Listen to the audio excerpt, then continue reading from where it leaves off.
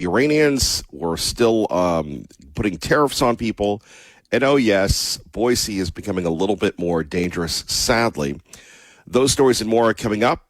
How about this one? If I told you Boise State's biggest investment over the next decade might not be football, but technology, would you believe me? Remember, we talked a little bit about this. Their new president coming in has that technological background. You take a look at Micron and everybody talking about Micron and what Micron's going to bring and all sorts of things, trying to become that, research one, that tier one research facility. This new president, when he comes in, that seems to be that where he's headed. And of course, you take a look at it's not what happens on the field anymore, but on the balance books when it comes to college football, we could take a look at whether or not Boise State will be trying to become, a technological hub. It does make sense. We'll talk a little bit about that. Also, we'll take a look at whether Washington's latest decisions are helping or hurting your families, and a look at privacy. Remember, we talked a little bit about that yesterday with flock cameras. We touched that on our latest story on our website, KIDO where we take a look at, it was really a review and commentary of what we talked about yesterday, where we have these three big issues: water, insurance rates, and what's the other one, Sweet William? Flock cameras, and why no one really has done anything about it. So we'll talk about that, and license plate cameras and everything else. By the way, phone lines are always open as we get started at 580-5436, 580-KIDO. Other news of the day, we're going to share with you a very, very emotional speech from the Senate floor that occurred recently. And it's from the senator out of Montana, Senator Sheehy. Not Sheehan, not Gene Sheehan, but Sheehy, Tim Sheehy, a veteran, a good friend of our own Phil Hardy. And he knows all about fighting fires. He knows all about fighting the enemy. And when you hear this speech in its entirety, it won't probably, quit being a Gen Xer, Kevin Miller. It will move you. It will explain to you what we're dealing with the Iranians. It will explain to you why this is not a war of choice. Or if it's a war of choice, why it is our choice that we must end this terrible regime. Other troubling news that we'll get to, let's see some stuff locally here, some local headlines. A 29-year-old man was arrested at Quinn's Pond in Boise after allegedly sexually assaulting a teenage girl at the park in Star after kidnapping her. Sadly, this seems to be happening more and more, and maybe it's because we have the Attorney General focusing the state's resources on this. Maybe it's because our law enforcement people, thank God, are getting better at catching these people. But Jose Lozano Flores was booked on charges including lewd conduct with a child under 16 and first-degree kidnapping. The incident occurred on July 22nd, 2026, and the victim was reunited with her family. Authorities are asking for any witnesses or information to come forward and have no further details that have been released at this time. The Ada County Sheriff's Office thanked other law enforcement agencies for their assistance in the case. We do appreciate that, and we appreciate anybody who is, doing their very best to help us help the kids. Maybe you noticed last night it was kind of crazy when we did see some really wacky, zany weather. Remember, for about 20 minutes last night, we had rain, we had hail, and then we had sunshine. And if you're new to Idaho,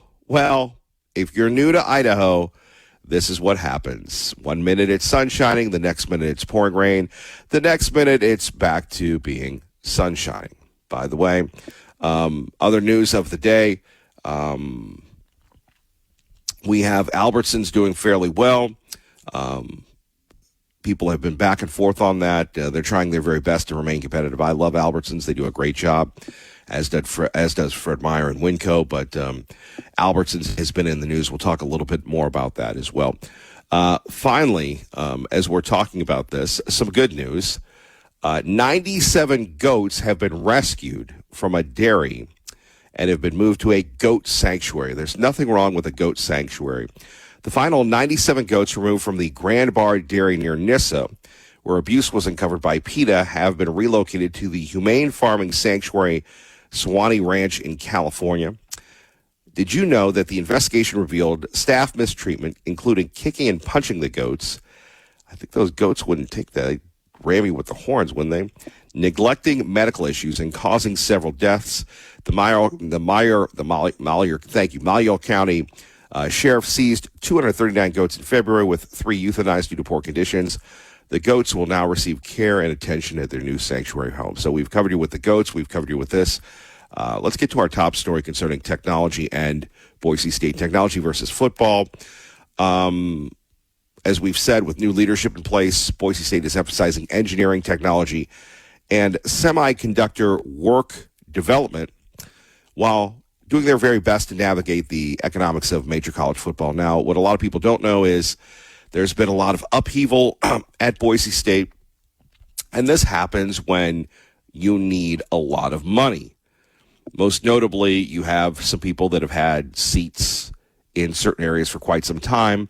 They've had to move. It's all part of trying to get more revenue from the basketball program, which, let's face it, Leon Rice, great guy, but they haven't performed like the football team.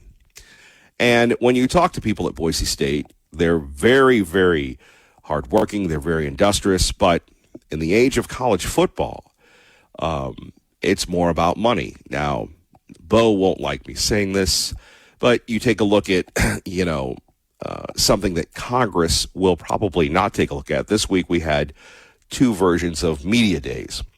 And you're going to go, Kevin Miller, why is this important? Because Boise State's one of the most major employers in the area. Yes, we love the blue, and everything else, and Kellen Moore with the statue, and Coach Pete, and Coach Danielson, and everybody else. But it's a major economic engine. And I do agree with Jeremiah Dickey that it is the front porch of Idaho, and has been for quite some time. Now, what we're seeing in college football is it's not about the kids. It never really was. It's about the money. And again, you had this network called ESPN broadcasting 4 nonstop days of football coaches, this, that, and the other. And then you have Boise State creating their own media days covered by the local media. And they did their very best because their new conference, which is supposed to be better than their old conference, and I do agree to a degree that it is, but they didn't have an event where you schmooze people. How do you get that sale? Maybe if you watch Mad Men, maybe you've watched Mad Men where Don Draper, you got to have a Don Draper. But at Boise State, Mr. Dickey is Don Draper without, Sterling Cooper. You don't have those type of resources. And then people say Congress is going to get involved. I don't think that it's going to be that way. And I think the real key that no one has the guts to talk about or to solve this thing is to recognize that every one of these major programs, whether it's the Ohio State or USC or Oregon, whether or not these programs, we want to admit it or not, they do get public funding to fund academics. So there should be some type of control. They shouldn't be allowed to just, run wild and free unless they truly want to break away and fund themselves. There should be no state funding if it's not going to be a level playing field. And even in the NFL that has an antitrust exemption, there are certain rules creating the socialism. Anyway, back to Boise State, I could see them, and this comes from a conversation I had years ago with Tommy Ahlquist and Dr. Custra when we were doing the first season of Mr. Ahlquist's podcast, where, we were talking about, and this is well before, this was when Micron was on the ropes again, when we didn't know if the Chinese were going to buy them or what happens before they become this greatest company in the world. And, Dr. Custra and Tommy are going back and forth about the need for technology workers. You see this in Utah. What do they call it? The Silicon Slopes, not the Silicon Valley. And you see it in other parts of the country. There's one in Austin. There's one in North Carolina, the RTP, the Research Triangle Park. And obviously, one thing that has helped us economically in our area is that New York, the other side of the big Micron facility that is supposed to dwarf even Boise's massive one, is that you have the governor of New York putting a moratorium for a year on data centers. You have other people in New York not being as pro-business as Governor Little is here. So what does that do? Apparently, one fob has become two fobs. There might be four fobs in Boise, which is going to mean, and we can debate the environmental impacts, but from a business point of view, this is going to be a major hub, not Seattle, so because of taxes, everybody's leaving, that is going to draw more and more people here. Boise State being very smart about this, they want to be that feeder system. Just like the Idaho Launch Program has become a feeder system based on taxpayer dollars, a feeder system to Idaho industries. Now we have this program being built by this guy from Arizona that promises to, really run the table, if you will. What does it mean for Idaho employers? It means that you're going to have more and more people coming here, maybe more startups, more Micron suppliers that are going to be here to take a look at things and to help things out. So we'll talk a little bit more about that. You're going, well, Kevin Miller, what about politics? We've got a lot of politics to talk about, but I thought I'd just do a little bit in depth, if you will, concerning one of Idaho's biggest supporters. And then you take a look at, everybody's known for football, but if you know somebody that works at Boise State, whether they're a professor or not, obviously you've got a plan for the future. And that'll probably be a blog today. Like I said, when we're taking a look at this, the big question for you at 580-5436, 580-KIDO, you have Boise State University with this new hire, investing more in technology programs. And could that mean spending less on athletics? Remember, since Dr. Trump has left to Vermont based on lawsuits and, I guess she wasn't happy here. They weren't happy with her. A lot of controversy there. Very nice lady. I really enjoyed her blue and orange toenail polish on game day. Meant a lot for leadership. However, when you take a look at this, are you comfortable with this approach as opposed to just spending more on athletics? As I said before, without a president, Mr. Dickey has pretty much run wild. It's not a bad thing. But now when you have a new boss, it's always wondering what happens when the new boss comes in. So we'll take a look at that as we move along. I do want to talk to you about, speaking of technology, our great friends at Peak Personalized Healthcare, Dr. Lyle. They've been contacting me, and I need to get back with them on getting a glucose monitor. And this is part of the project that we've talked about. I've lost over 130, roughly 128 pounds. Always good to be accurate. Losing weight the right way, and that's using the DEXA body scan that measures your lean body mass internally and your visceral fat internally as well. Looking at longevity like a VO2 max.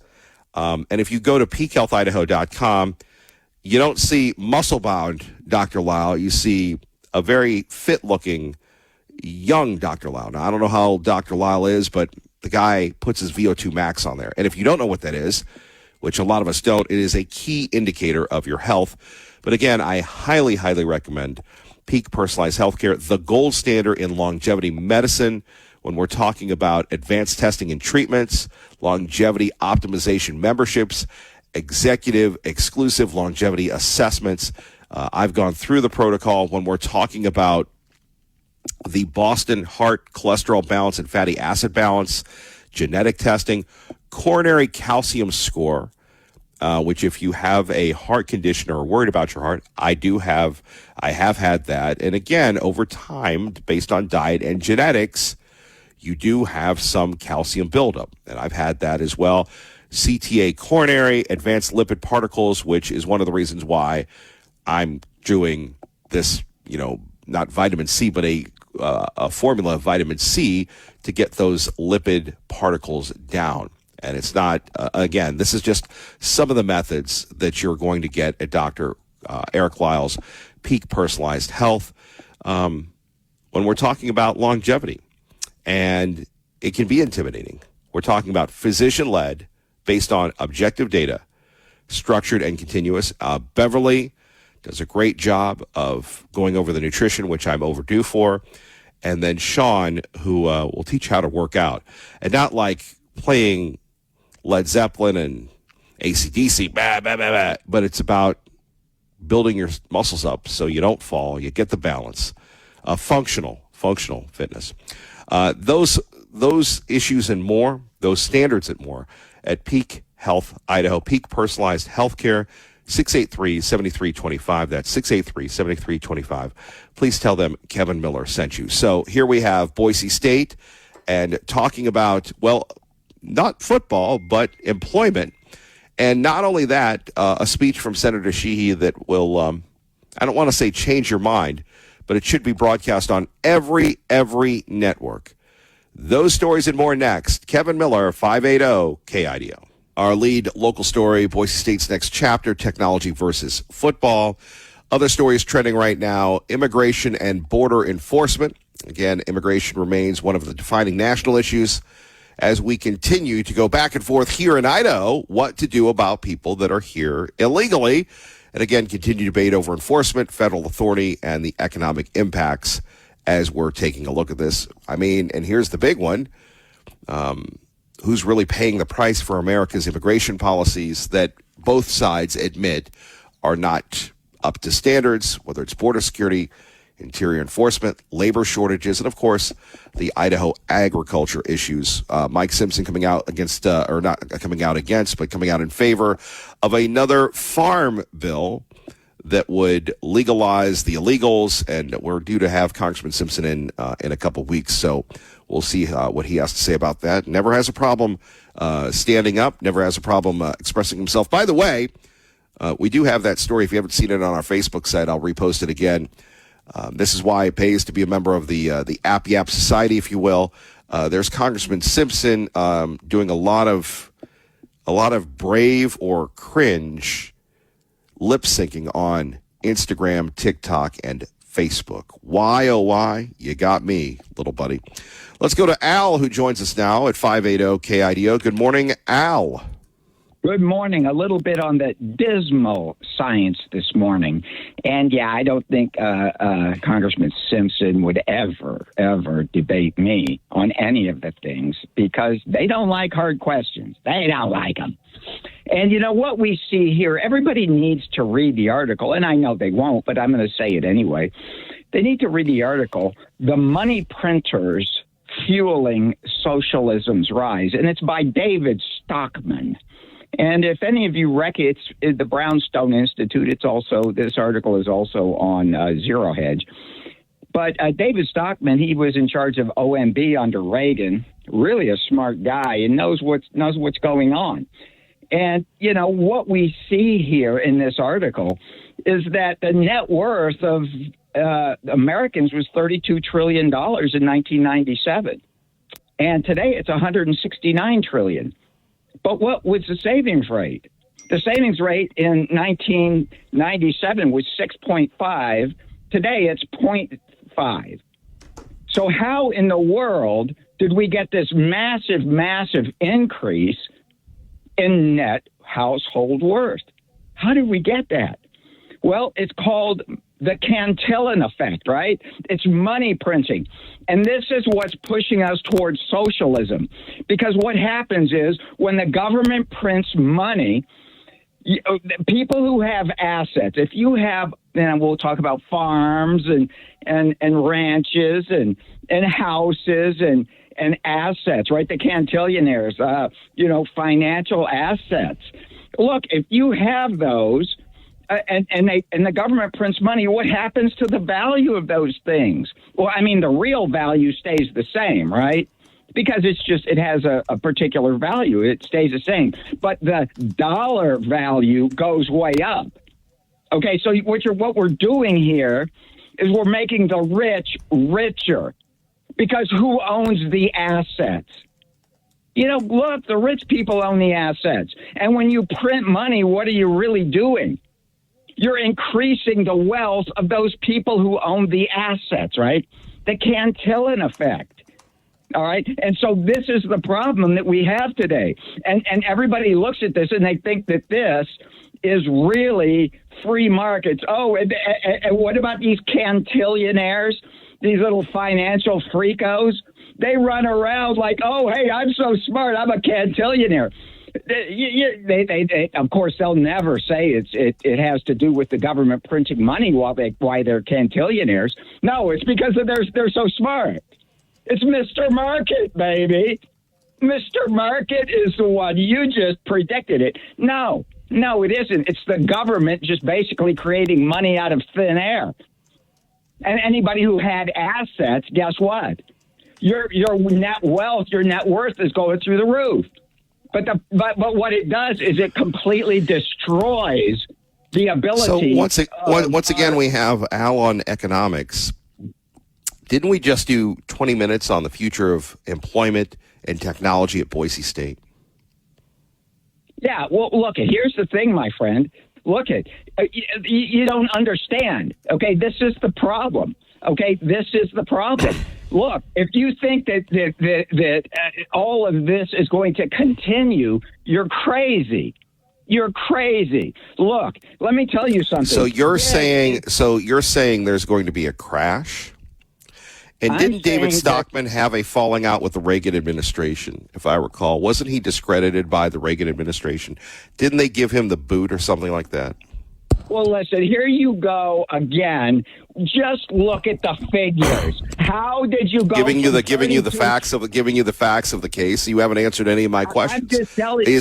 Are you saying in your ramblings is there going to be a crash? Well, of course there's going to be a crash. We don't know when. Then why don't you just say that like the regular people? Well, because look, here's the whole thing. You don't know when the crash is going to be. Remember, what did Ludwig von Mises say? When you get into an uncontrolled credit expansion, you have two ways out. Number one, you just stop credit expansion, in which case you go into a massive depression. Or number two, you continue with your credit expansion, okay, and at some point in the future, you're going to destroy your monetary unit. Okay, that's exactly where we're at. So what I'm trying to do here is point to you what the real problem is. And guess what? The Marxist commissars, okay, who control this country, they love this because what are they? They're Fabians. Okay, they love this because they know that the cantillionaires, these guys who think they're so smart because, they have financial assets or they have whatever assets and their wealth just continues to grow because government's printing more money. They know that, that this is eventually going to cause the American people to say the hell with this because the American people think that we really actually do have a free market, that we have, capitalism now, but we don't. This is not capitalism. When you print money out of thin air and you go from $32 trillion in net worth in 1997 to $169 trillion today, and back in 97 we had a 6.5% savings rate, and today we have a 0.5% savings rate. How does that work? Now, of course, nobody's going to read this article because they got a 10-year-old. They got a 10-year-old. They read it at 10-year-old level. Okay, unfortunately. And so, so this tells us, and then you see what does the government do to people? Okay, you see, here's the whole thing. You see what they have to do in order to keep this whole game going, to keep this whole malicious money printing freak show game going, not just flock cameras, but everything else, the safety pimp, they're safety pimps. Okay, everybody's got to be safe. So you got to have all this insurance. You got to have all this stuff. Nobody can afford anything. But here, they go after people and with these draconian ways of dealing with people. The IRS threatens to seize a man's farm because he didn't. Who knows why? They accidentally refunded him once money. Again, Al. So Al has said that there's going to be a crash, and I'm not saying that Al is wrong. He again hijacks the conversation when we're talking about a major employer. So what I'm trying to discern is that Al says that the good times are going to be over. Does that mean the good times are over for technology in Idaho, job growth in Idaho, housing in Idaho? You're very abstract this morning, Al. Well, here's the whole thing, Kevin. Can you bring it down to the folks for us? Okay, so if you go back to 1929, okay, the great crash, okay, RCA, all of these great high-flying businesses, they were like, read about it, okay? They were up at like, $90 or something, and they crashed down to $2 or $3. Okay, understand what it means when you have this crazy system whereby you blow this massive bubble through the greatest fool theory, and you blow these massive bubbles of wealth everywhere. Okay, and oh yeah, we got all this great technology. Oh well, RCA, look at in 1929, man, you had automobiles, you had radios, you had everything was coming online. Oh, it's the greatest world. Yeah, right, sure it was. Until all of a sudden everything became worthless. Okay, everything. Okay, so this is the whole thing. People better wake the hell up and start preparing. Okay, you better prepare because we are being run by Marxist commissars, by fools. And socialists. Al, thank you for the call, and thank you for, once again, neglecting the topic at hand, not even giving me just a smidgen of relatability. We love Al. Thank you, Al. 580 KIDO, Kevin Mill in the morning. Boy, must be that smoke. Let's get you to work safely and on time. On selected items, what prices have been lowered, on what select items are cheaper. Check that story out now on our website, KIDOtalkradio.com. Phone numbers here, 580-5436.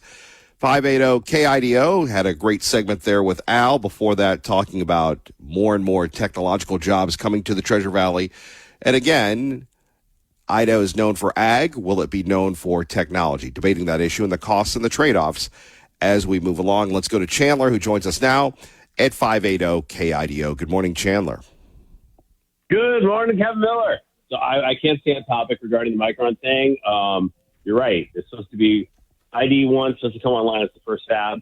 They could build 2 more. What happens in New York may determine that. And I don't know, if the Chinese take Taiwan, that might kind of up the odds of that happening. So, those guys stole the technology from Micron way back when.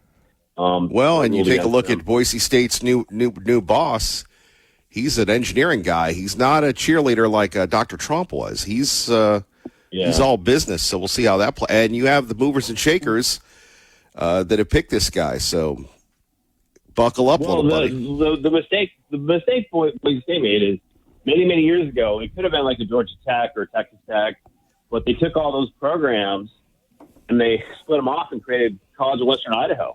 So it's kind of an interesting choice. I mean, yeah, the hard sciences, yeah, I'm all in favor of that. It's just like, but you guys kind of got rid of that a whole bunch of years ago. So are you going back to that? Like, how's this going to work? I mean, there's engineering students at BSU, but a lot of them really do lack the hands-on how to do stuff, not the theoretical. And a lot of them end up taking classes at CWI to, actually be functional. So how that works, we'll see. I saw a really interesting movie last night. I was hoping Liberal Steve would have been there. It was called Welcome Space Brothers. And it's about, I don't want to call them a cult because they're benign. It's about a group of UFO spiritualists near San Diego. And they had a leader who I guess would talk with space aliens. And they believed in past life regression and there are 33 planets. And you got to go back and who you are and how you are, work on your past lives, work on yourself, be positive. They do these community art projects with different mediums where they all come together and work on it. The way they got really big was in the early years of public access TV, they would produce these videos of, messages from the alien and about their philosophy. And they're pretty kitschy, really creative, and nationwide, this is kind of a big thing.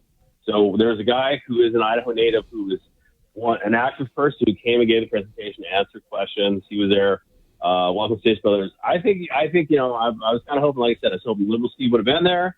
I would love to hear his thoughts because he's connected with the aliens. There's these 33 worlds. Maybe Liberal Steve actually is an envoy for one of these 33 planets. I don't know. We'll have to have him call in and talk about that. Regarding the stuff that the Elite Click was talking about yesterday, just to set the record straight, look, I am a willing participant in the redistribution scheme known as Social Security, where 15% of my income is going to people that don't work, and I'm probably never going to get it. I am a willing participant in the socialized medicine known as Medicare and Medicaid, and that is my health plan. I'm hoping to make it to 65, and then all these things that I have been avoiding or not having to deal with, then the government can pay because I can't afford it.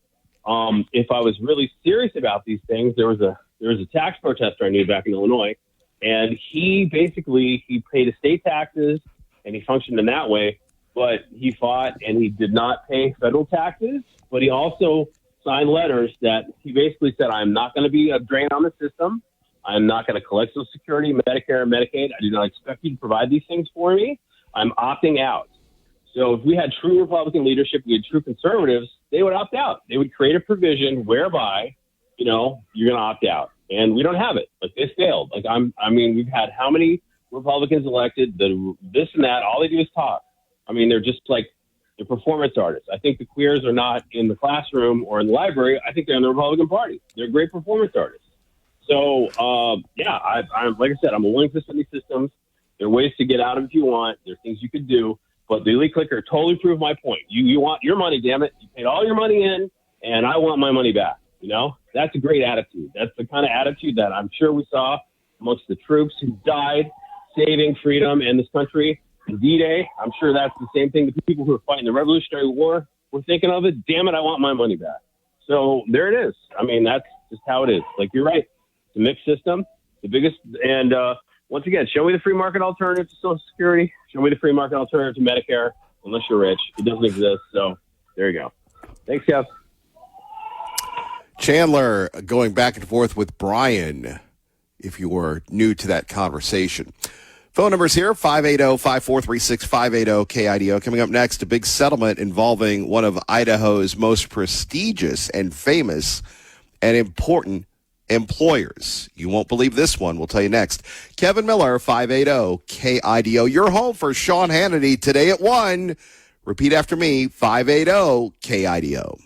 After Clay and Buck, you heard him, Sean Hannity. By the way, Sean likes to talk about in 1990 making $19,000. Well, Sean, having had that same job after you went to New York, you left Huntsville, you went to Atlanta, and then you went to New York.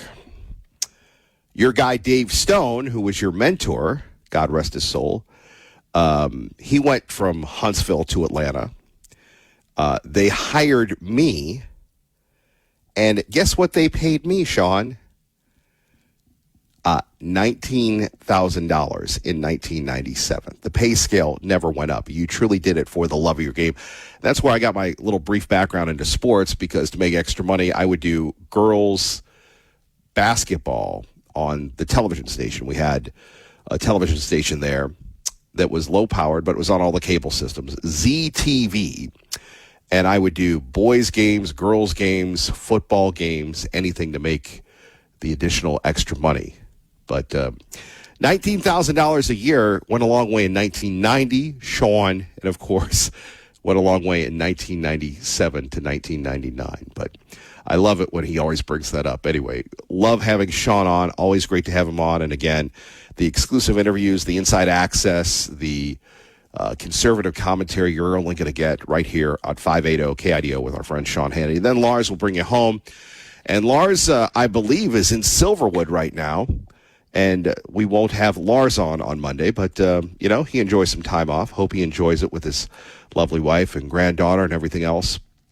Let's talk a little bit about, something that I haven't really seen a lot of, and it's this settlement from a COVID issue. More than 100 INL workers to receive $5 million in a discrimination settlement over a vaccine mandate. Uh-oh. Yes, the vaccine is still going on and on and on. I think, was it Clay and Buck talking about this, or was it Sean talking about? Yeah, Sean Sean going back to, I'm not a doctor. I'm not a doctor. Yeah, I know, Sean. We didn't think that you were a doctor, but he was very responsible during the COVID stuff when all the craziness was going on.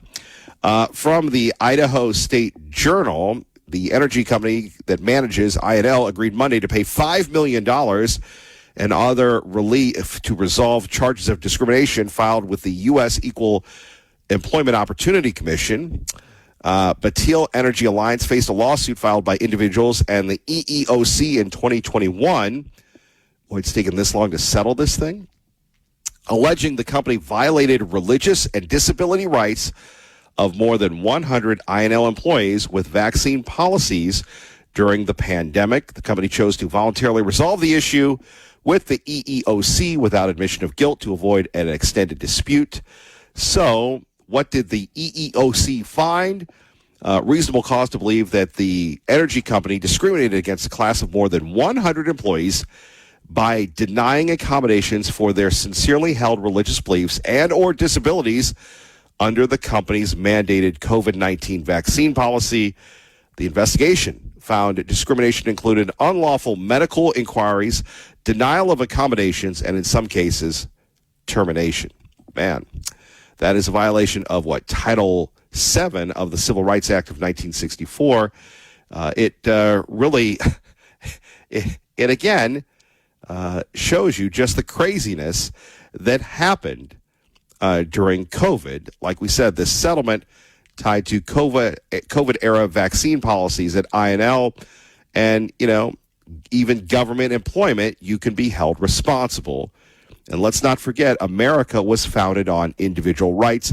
Now, whether it's your HOA or your employer, sometimes people think that they have more authority than others, and then you have to go to court. And thankfully, you have the EEOC and others pooling their resources to get this legal settlement. By the way, who's going to pay for it? I believe that will be us, the taxpayer. And, here's the issue. Regardless of where you work, but we're talking about government, and they are our employees. Should government employers face a higher standard when imposing workplace policies? I would say that they do. They should have a higher standard. Just like I think that's the case for law enforcement, that's the case for everyone else. There should be a higher standard when we're looking at these things. There should be a higher call to action, because if they're not good stewards of our money, then how can we expect us not to? And if we don't hold them accountable, then we have issues. If you don't care, why should I care? That old story, if you will. So that has, again, people resonating. If you'd like to sound off about that, could we see more settlements? Maybe we could. Like I said, on our website, KIDOtalkradio.com, we have a very, very interesting commentary from what we talked about yesterday. 3 issues that we would urge lawmakers of any persuasion to actually take a look at and to address, i.e., flock cameras at the state level. Should they be allowed in Idaho? California is getting rid of those. Why are we bringing them here? Number 2, the insurance crisis based on the fire threat. And apparently Lucky Peak is going to draw down early, so boat season ends a week early thanks to the lack of water. That just in.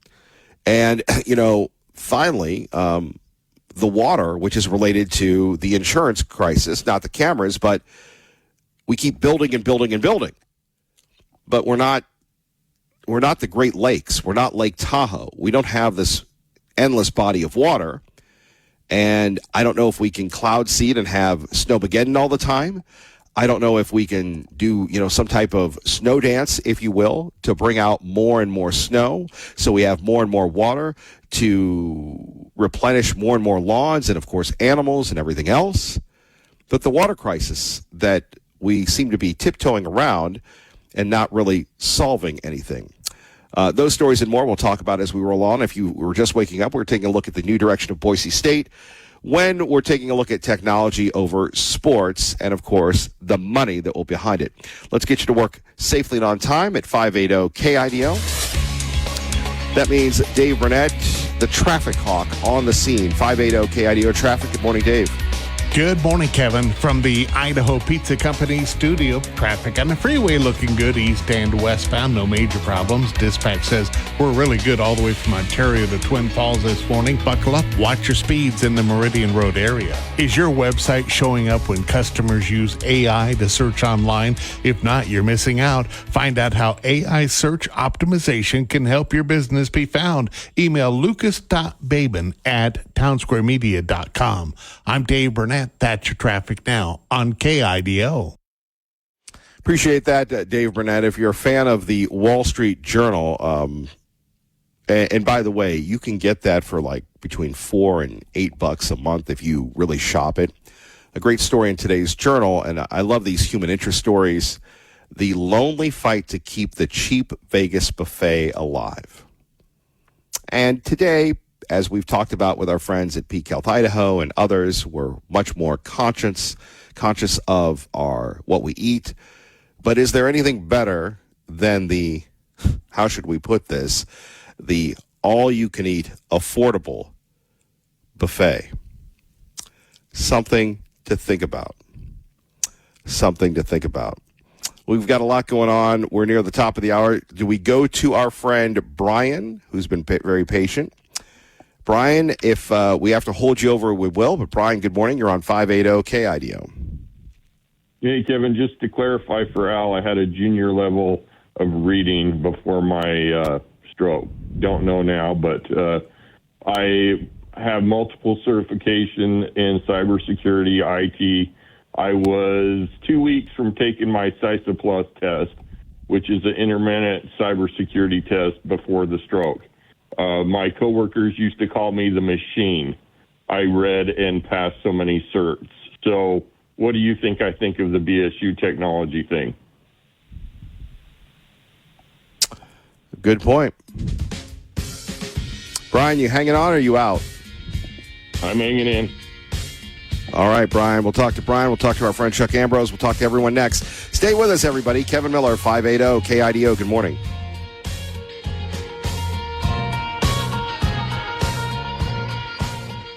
Great friends today here at 580-5436. 580 KIDO. We'll talk more about flock cameras and, of course, what's going on with the war and are we getting ready to even get bigger. One famous national communicator from the conservative realm urges the president to take off the gloves and make Iran feel the pain. Back to Brian. Brian, you heard Chandler react to you. Anything else that you would like to share with us as we move along this morning? No, me and Chandler agree. I want a different option, and he's right. Our leadership and the Republicans need to give us that other option. If I could have took all the money that my family had put into all these different agencies and put it into savings, Kevin, I'd probably be rich right now. And I'd be a lot better off than my current situation, even with the stroke. And just to back you up on the lawsuit, Kevin, I believe, I can't prove it yet, but I believe my stroke was caused by either the jab or having COVID at least 6 times. Because I worked with a company that required it too. So I had to choose in between, even though I had already had COVID prior to the jab, I had to choose whether I was going to make money or be unemployed. So I think there's going to be a lot more to come. And Fauci, I haven't forgotten about you, bro. You know, if I die in the next 2 years, you better hope Jesus doesn't tell me to come get you. And Kevin, just to update for Liberal Steve, I still haven't gotten bitten. You know, you'd think there would be some kind of high-tech mosquito or hornet that would bite me, but it hasn't happened since I issued that challenge. But no, I you know, me and Chandler probably have more in common than it's not like we're enemies. It's just my point being is when you're stuck in a system and there's no way out, it's time for the Republicans to man up like Trump's doing and finally do something after 47 years and take care of our enemies and take care of our people. And if you make systems where a president can steal it, what's the point? Like, if Clinton can steal the money out of a system and put it somewhere else, isn't that robbery? I don't even care if you call him the president of the United States. I know what my God tells me is going to happen to him for that. And just the whole thing about technology. My religion literally believes, it's in our scriptures, that God blesses you with advanced technology if you're righteous. Hence, my cousin, John Moses Browning, the Holy Ghost taught him how to make the 50 cal and all kinds of different weapons that are the semi-automatic and full automatic weapons that we use today to protect our country, and we have used in the past. So, I use AI, Kevin. I'm not anti-AI. I am studying through Udemy an AI cybersecurity certification. Right now, I go out and, Kevin, I use technology every day. I've saved myself probably hundreds of thousands of dollars on everything you want to fix. Doesn't matter if it's a lawnmower, a dishwasher, a car. It's so amazing nowadays because I can go out and watch a 15-minute video and then go fix it myself, and I don't have to pay somebody else to do it. If I get a hole in my drywall from having a stroke when I couldn't walk straight and I was running into everything with a walker wheelchair, I can go watch a video on how to fix my drywall and patch it up and do it myself, and I don't have to pay somebody else to do it. I think it was Charlie in the Chocolate Factory that, it was the guy on the toothbrush, that made the toothpaste, and he was all depressed because he was going to be unemployed because they made a machine that did his job. And then he realized he could get educated and learn how to fix the machine that took his job, and then he would keep his job. Right. So, and Al's talking about the crash. I can't wait for it. Bring it on. I've done it before. This is just part of what we call the plan of salvation or the test, so we can continue to progress and learn and become like who? Oh, yeah, my Heavenly Father. I'm not even scared of dying, Kevin, because I did that. It's not that bad. So, in some weird, twisted way, I'm looking forward to it, Liberal Steve. It took me 2 months to want to be here down on the planet because it was such a nice reunion with my dead son. So, call me crazy. I don't care. Love the show, Kevin. Do our leaders need to do better for our people? Heck yeah. I believe Trump's doing that. And what's the number one job of the President of the United States? The leader of the army. Keep their people safe from threats. Well, Iran's been threatening us for 47 years now. Thank you, Trump. Appreciate it. And BSU, keep up the work. We need all the blessings of technology that God can give us. Love the show, Kevin. Love you, Brian. Take care. Appreciate you. Thank you very much. Joining us now, our great friend Chuck Ambrose. Chuck, thank you for your patience. Good morning, sir. Good morning, Kevin, or should I call you Slim now? Long way to go, but I appreciate that. Chuck, how have you been? Not bad at all, thank you. Do you miss the courtroom at all, since it seems to be that everybody's going to court these days, and Supreme Court this and federal prosecution that? Not really. I mean, trial work for a federal prosecutor is kind of a necessary evil. You're not afraid of it. You know what to do when you get there, but, it's a time-consuming, exhausting grind once you do. Indeed. Well, it's great to have you back on here, Chuck, and obviously we're talking about the life and times of your friend, Senator Lindsey Graham. Where should we begin?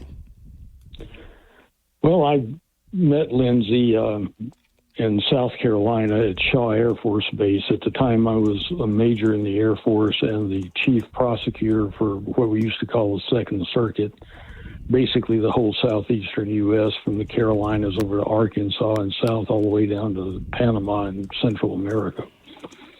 And my job was to go in anytime someone had a general court-martial schedule and try that case, but at the same time train the newer local JAG officers who were assigned there.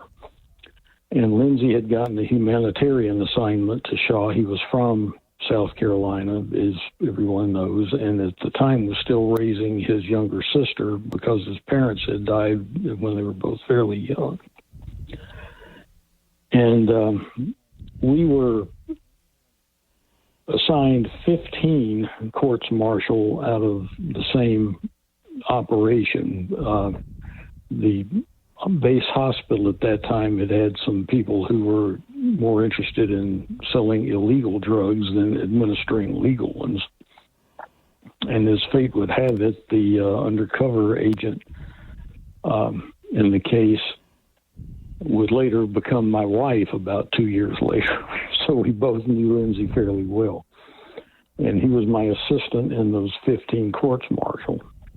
And you mentioned trial work. Well, when you back 15 trials up back to back, it's a pretty exhausting grind.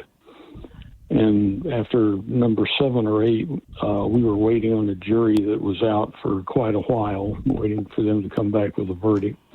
And we're back in one of the offices in the base legal office.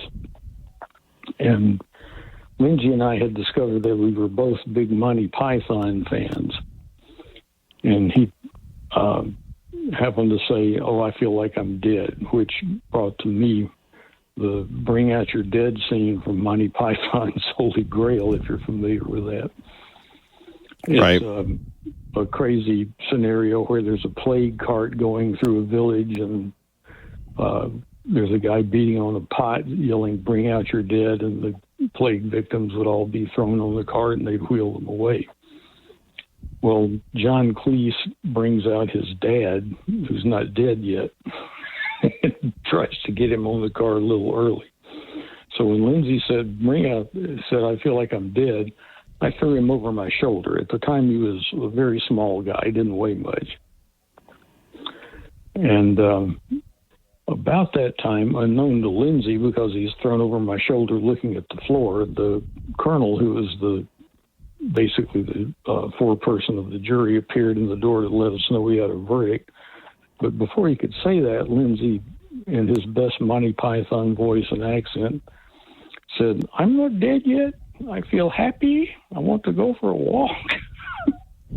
And so the colonel's looking at me very strangely, and I told him I would put Captain Graham down and we'd be in the courtroom very shortly.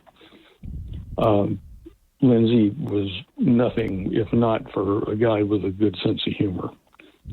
And then years later, he was in Congress, and I was a federal prosecutor out in Kansas City and was called back to D.C. for a ceremony. So he called Lindsay up, and he took us out to dinner. And I saw him. It had been the first time in about 10 years or so. And I said, "Bud, it looks like you're gaining some weight." And he goes, "I know, it's this committee." And I told him I hadn't heard of the committee. And he said, "Well, that's the unofficial committee we have to decide who goes on the real committees in the next year. And ever since they put me on the committee, I've got friends I never knew I had before, and they all want to buy me dinner." So it was really surreal to go into my backyard where we have a flagpole and have to put the flag at half-mast for someone I had known that well. Well, it must have been amazing for you, Chuck, to watch the young captain rise through the ranks politically and become this iconic national figure. First as a congressman, then as a senator, and then he was with Joe Lieberman and John McCain, and then, the yin to the yang of President Trump all the time. And Lindsey, Senator Graham, was always in the thick of things. Certainly seemed to be. We would not have predicted that when we knew him in the Air Force, but as you mentioned, rose through the ranks, it got to be a little more predictable. In fact, when he and Senator McCain came through Kansas City later on campaigning, we met him again, and I ended up being the legal advisor on the Secret Service detail for Senator McCain when he was campaigning then. So we bumped into each other several times over the years. I've had a couple interactions with Senator McCain. He definitely is a maverick. How did he, you talk about two different folks, Senator Graham and Senator McCain. What do you make of their relationship? I think Lindsey, from his military time, may have been, quite honestly, a little starstruck because of the POW status and that sort of thing. And just on another strange note, I have a younger brother who was a Navy flight surgeon for years, retired now. But he was stationed at Pensacola and was one of those put in charge of the medical rehabilitation of the POWs when they came back from Vietnam. And so he had considerably more contact with Senator McCain than I did. As just an aside, I think that was the one time I disagreed with Lindsey somewhat politically, because McCain was not my favorite potential candidate at the time. But those disagreements that we had were probably 4 or 5%, and the 95 or 96%, I was pretty much in line with most of his votes and decisions. Yeah. What didn't we understand about Lindsey Graham? He was real. I'll try to boil it down to that. There wasn't much subterfuge, even in the political sense, when what you saw with Lindsey was what you got. And I think the most typical and telling time like that was in the Kavanaugh hearing. He was generally a very cheerful, upbeat guy, able to get along with anybody, but if you played him wrong long enough or hard enough, he would certainly let you know about it. Yeah, and always had a kind word for people. I met Lindsey Graham once, and this probably won't surprise you. I'm at the RNC in Madison Square Garden, and typical Kevin Miller, all I do is work. It's 6 o'clock at night. Everybody is going to the convention floor, which was above where we were in the basement with the Radio Row. And here's Lindsey Graham with his press secretary by the name of Kevin, and they come up to me as if they're trying to pitch themselves as a guest on my North Carolina show. And they just, they just start talking to me, and I'm like, hey, man, I'm just some guy here, minding my own business, da-da-da-da-da. And they took the time to make that human connection. I'm sure Senator Graham did that with just about everybody you met. Well, yes, he did. And I mentioned going and having dinner with him between his congressional and Senate careers. We had with us a couple of staff people from our office in Kansas City, and one of them was a very pronounced Democrat. And I told Lindsey in advance that, we'd be bringing somebody with us and that she was a Democrat. And his response was, oh, that's fine. Jesus said he broke bread with the Pharisees, so I eat with Democrats all the time. He, was just a very personable guy to everyone he met if you gave him a chance. Yeah. What about the challenges that he had as a young person who took care of his sister, who now is taking over his Senate seat? I don't remember the exact circumstances or when his parents died. And he didn't talk about that a lot. But I know that she was about 9 years younger than he was, which was kind of coincidental because I too had a sister that was 9 years younger, but we were a lot more fortunate family-wise. His parents had operated a liquor store in South Carolina, even though Lindsey, I don't think, ever drank. And he was fortunate enough to have an older family member that could step in and manage that for him while he was going to college and law school. But his first thought, once his parents were gone, always seemed to be Darlene. And he adopted her so that she would be the one to get his military benefits if anything happened to him. And as I mentioned before, he got the humanitarian assignment to the base in South Carolina where he could stay at home with her after he got off work every day. So he was all about the limited family that he had, and in this case, that being Darlene. Boy. And what does that really say about his humble beginnings, that he could achieve so much and even run for president? Anything's possible, I guess, if you put your mind to it, as long as we keep the opportunities open in this country. I mean, he certainly did. Chuck Ambrose joining us here to talk about Lindsey Graham. Chuck, can you hang on for a minute? Certainly. All right, more coming up next. Kevin Miller, 580 KIDO. Man of the world, loves the state of Mississippi. Chuck, have I left anything out? No, that's a pretty good summary. Let's go back to the Supreme Court and obviously Lindsey Graham saving Justice Kavanaugh. How big was that as someone who, you know, you've been in that system, you know the players. We could talk about your run-ins with Merrick Garland again and again. How can you set the table for us on that, sir? Well, I mean, Kavanaugh wasn't the only one. You can go back years and years to when Biden and other Democrats tried to ambush Justice Thomas at his confirmation hearing. And, Lindsey would be the best example I could think of in the difference with which the two parties treat a presidential nominee. Had Lindsey wanted to go off on Elena Kagan because of the differences in judicial philosophy, he could have certainly done so.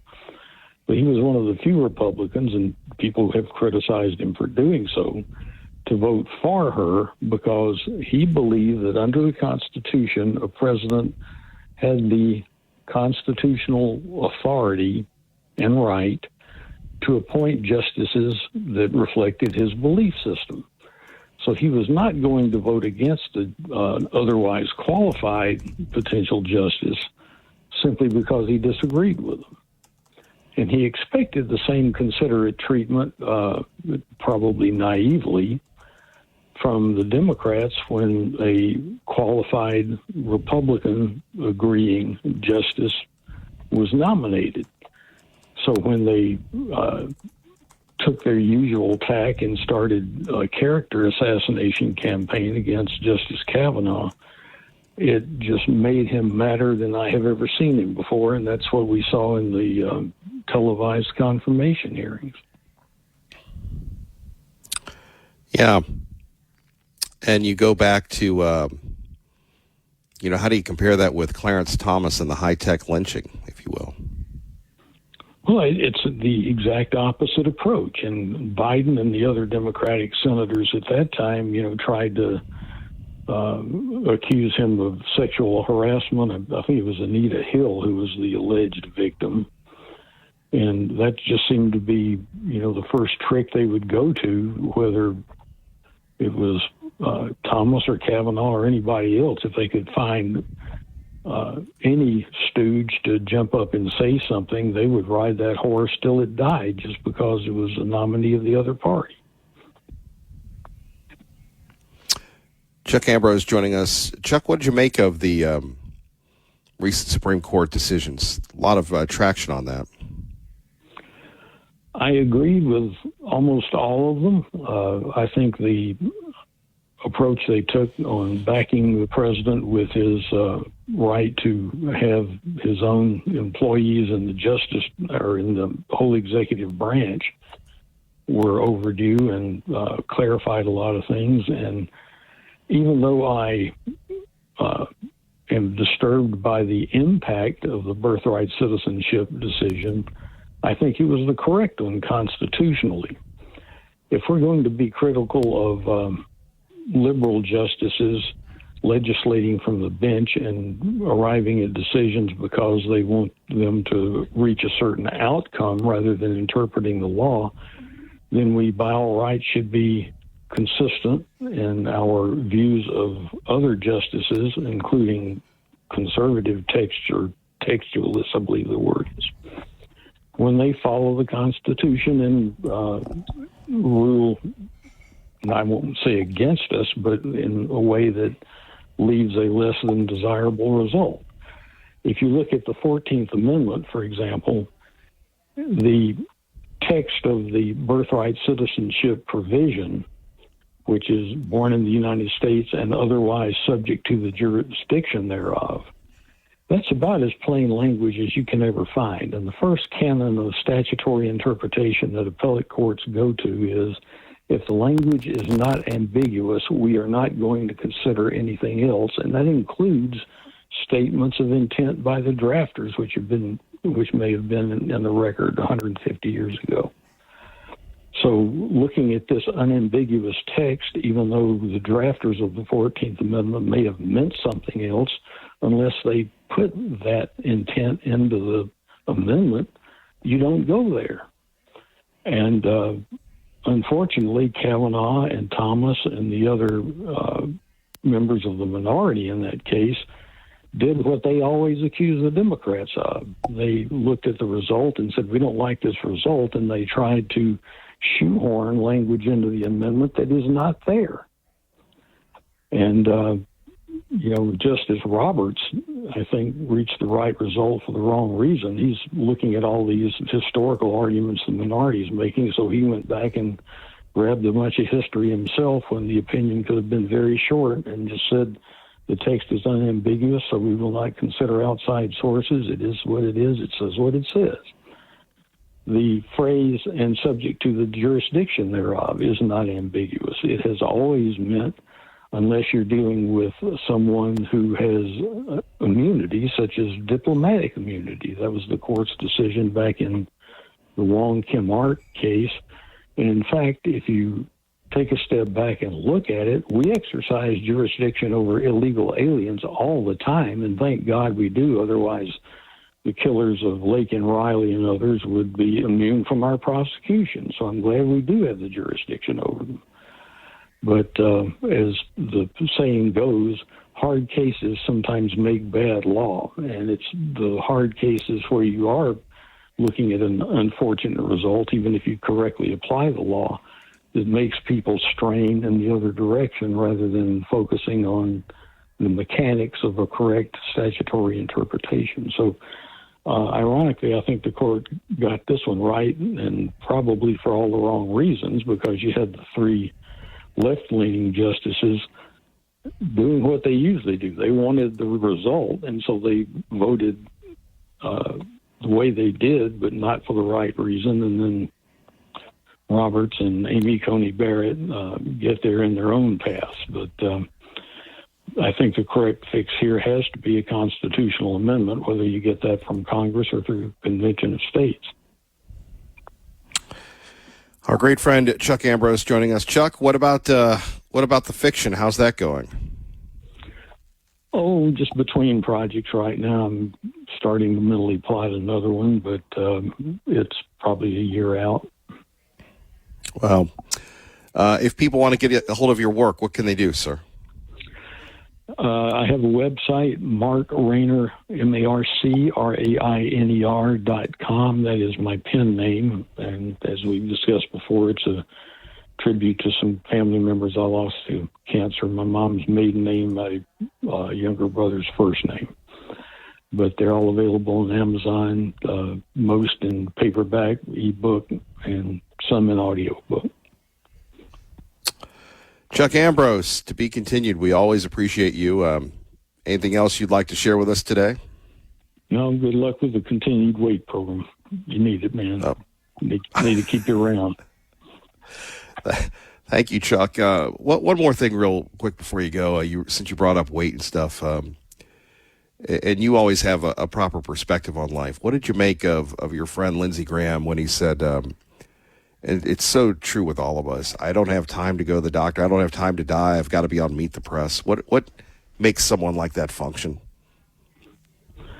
Well, he was driven to do the right thing, and unfortunately, even if he'd gone to the doctor, the situation that killed him probably wouldn't have been discovered. Those aortic dissections are just hidden landmines waiting to take you out. And, he probably could have done something better with diet and exercise over the long term that might have made a difference. But then again, if that's a congenital defect, it might have not have made any difference at all. So none of us know when our time's up, and Lindsay was trying to make the best use of the time he had. Boy, what a remarkable life, well lived. And for people that haven't been to South Carolina, or if they have, if they've been to Hilton Head or Myrtle Beach, it's a very different world in some of those places than K Street on Washington, D.C., sir. Certainly is. Yeah. I remember that in the early and mid-'80s, which is when I met Lindsay, the DEA had flooded into Florida trying to stop the flow of drugs into that state, and the cartels had started driving their fast boats into the little inlets and bayous of coastal Carolina, which is why we were having the drug problem there that we were. So, like you said, it certainly was at K Street. Yes. Still have some of those cement block homes in those counties. Chuck Ambrose, God bless you, sir. Thank you very much. Appreciate you. Thanks for having me, Kevin. Chuck Ambrose remembering Senator Lindsey Graham, his great friend. Kevin Miller, 580-KIDO. Let's get you to work. Phone numbers here, 580-5436, 580-KIDO. Some of our bigger headlines: the federal government cracking down on in-state tuition for people that are in the country illegally, foreign-born, foreign workers, and the like should not be getting free in-state tuition. We'll talk a little bit more about that coming up. Texas Congressman Brandon Gill of the Republican Party is taking a look at a couple of things where he posted on Twitter things that are white supremacist, according to the left: being polite, being on time, being objective. We let this insanity go unanswered for years. That ends now. Unlike other GOP politicians, Congressman Gill isn't going to just toss in a few scraps of red meat our way while ignoring it's actually his job to solve problems. Remember, he sponsored a new bill called the Citizenship Act, unveiling legislation to limit birthright citizenship for children of illegal aliens during a declared invasion, according to documents obtained by the Daily Caller through Red State.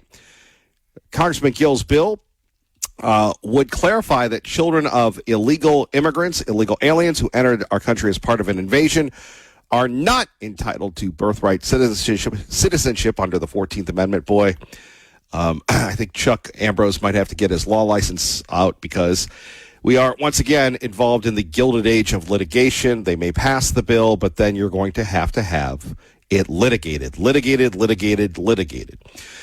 Quote, this is what he told the Daily Caller: the Constitution was never intended to reward unlawful entry by automatically granting citizenship to the children of those who invaded our country. If we are serious about recognizing that our nation has been invaded, then our laws should reflect that reality.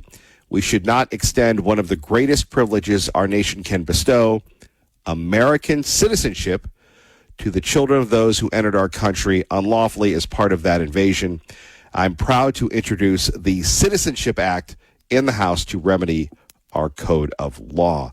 We'll see what happens there. And, thinking about this, let's just give you some more facts. By the way, Senator Jim Banks of Indiana, another Republican, is co-sponsoring the act. Millions of illegal aliens and birth tourists invaded our country. Children of invaders aren't eligible for birthright citizenship. Congress determines who the invaders are. Chuck Schumer and AOC. I don't think that they're going to actually, I don't think they're going to agree with this, which makes the legislative process just, how should we put it, so appealing, if you will. And, on the other hand, the Citizenship Act denies the children of these illegal immigrants birthright citizenship. Again, what we're going to see is again and again and again, this being litigated in court, which is our system of governance, if you will. Here is Senator Banks talking about this bill aimed to fight birthright citizenship and birth tourism, if you will. my lifetime, if not the worst of all. That's a direct attack on American sovereignty. I think most Democrats in America, I know all Republicans in America, anyone with common sense understands that the babies of illegals in our country should not be granted birthright citizenship. That was never the intent of the 14th Amendment. So my bill is simple. It just makes this point that the tens of millions of illegals who have flooded into our country because of Joe Biden and the Democrats are invaders into our country. We've declared Nazi spies, terrorists, pirates as invaders into our country before, but all of that pales in comparison to what the Democrats have allowed to happen to this country with tens of millions of illegals, and 250,000 babies are born every year to these invaders, to these illegals that are immediately given birthright citizenship. It's wrong. It shouldn't happen. The Supreme Court, it was a bad ruling, but Justice Kavanaugh, in his opinion, even though he was on the wrong side of the ruling, he said that Congress can act here and do what I'm proposing, declare an invasion and then make it clear in the law as an act of Congress that babies of invaders are not eligible for birthright citizenship. Wow, babies of invaders. Ooh, spicy. I introduced the bill last week. It's growing in support. Some of my colleagues in the House are introducing the same bill in the House. Let's pass it, make it clear, and save our country from this continuing to happen in the future. Of course, you're only going to get that with Kevin Miller. You're only going to get that at Newsmax. You're only going to get that, let's see, on Red State and the Daily Caller. So there we have Senator Jim Banks, Afghanistan war veteran, along with Congressman Gill on that one. Other sounds of the day, we'll talk a little bit more about that. You remember yesterday we talked about the meat industry and that China owns our meat. Whew, not good. We need to fix that as well. But if you miss any portion of the program, you're always invited, always invited to check us out on YouTube, the Google, the Schmoogle, the podcasting, wherever you get your podcasting. We love that. By the way, coming up, why we need to win this war with the Iranians and what the Democrats, the libs, the loons, and everybody else, the media, doesn't get about this war. That and more next. Your calls are always welcome. Don't let me be the Lone Ranger here. 580-KIDO. Kevin Miller, 580-KIDO. 580-KIDO. We're going to take a break here from politics for a minute. I just want to share with you something that was brilliantly written by our friends at the Wall Street Journal. And there's another one. Kimberly Strassel really going toe-to-toe against J.D. Vance, but many people in Idaho, many of us, and look, I went to Vegas once and I didn't go to the Strip. I went to cover the Bundy standoff, the first Bundy standoff in Bunkerville. But Vegas, a very special place. People love to go to Vegas. What happens in Vegas stays in Vegas. But, and again, Vegas has changed from the days of casino to, now it's, affluent folks, family friendly, all sorts of things. But what about the all-you-can-eat buffet? Of course, you're going to go, well, Kevin, you're losing weight. Should you really be talking about the all-you-can-eat buffet? Well, that's a very good point, true believers. But let me share with you this just human interest story from the Wall Street Journal by Rachel Louise Ensign. And it's really entitled, the lonely fight to keep the cheap Las Vegas buffet alive. In a city increasingly full of affluent visitors, a few old-school hotels are hell-bent on keeping the all-you-can-eat circus going. And here's the lead. The 11 restaurants at the South Point Hotel and Casino here in Vegas lose between $1.5 and $2 million a month. Let me repeat that. They lose $1.5 and $2 million a month. The owner wouldn't have it any other way. One of the biggest money losers, serving about 3,000 people a day, is the buffet. The breakfast buffet starts at $16.95, with 2 Bloody Marys are included. The restaurant used to offer unlimited drinks, but stopped after a customer fell over drunk. You can come to Vegas and do whatever you want, said General Manager Ryan Groney, wearing a black cowboy hat. In the buffet, you can eat whatever you can imagine. And then they do the frame of reference, how Las Vegas has changed. This city used to have lots of cheap all-you-can-eat venues like the South Point's money-losing restaurants that brought people in the door to gamble. Many closed after the pandemic, victims of social distancing requirements and the changing economics of a city now dominated by affluent travelers eager to splurge on the fancy meals. In March 2020, professors writing an academic paper on customer satisfaction evaluated more than a dozen buffets on the Strip. How many remain right now? Only 4. The buffet at the South Point keeps getting busier and busier. You're going to love this one. People start lining up at noon. Now, this is the power of food.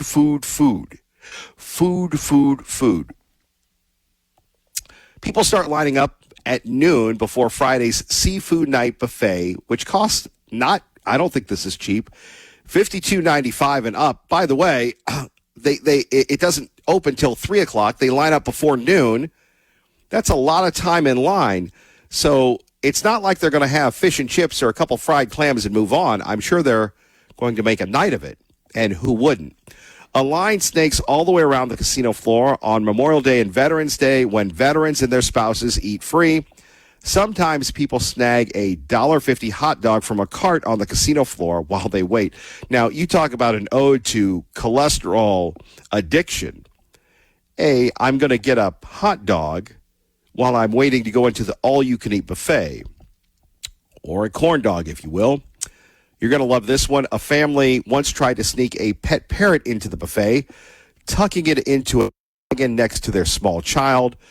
Hotel security made them remove the parrot, though humans were allowed to return and eat.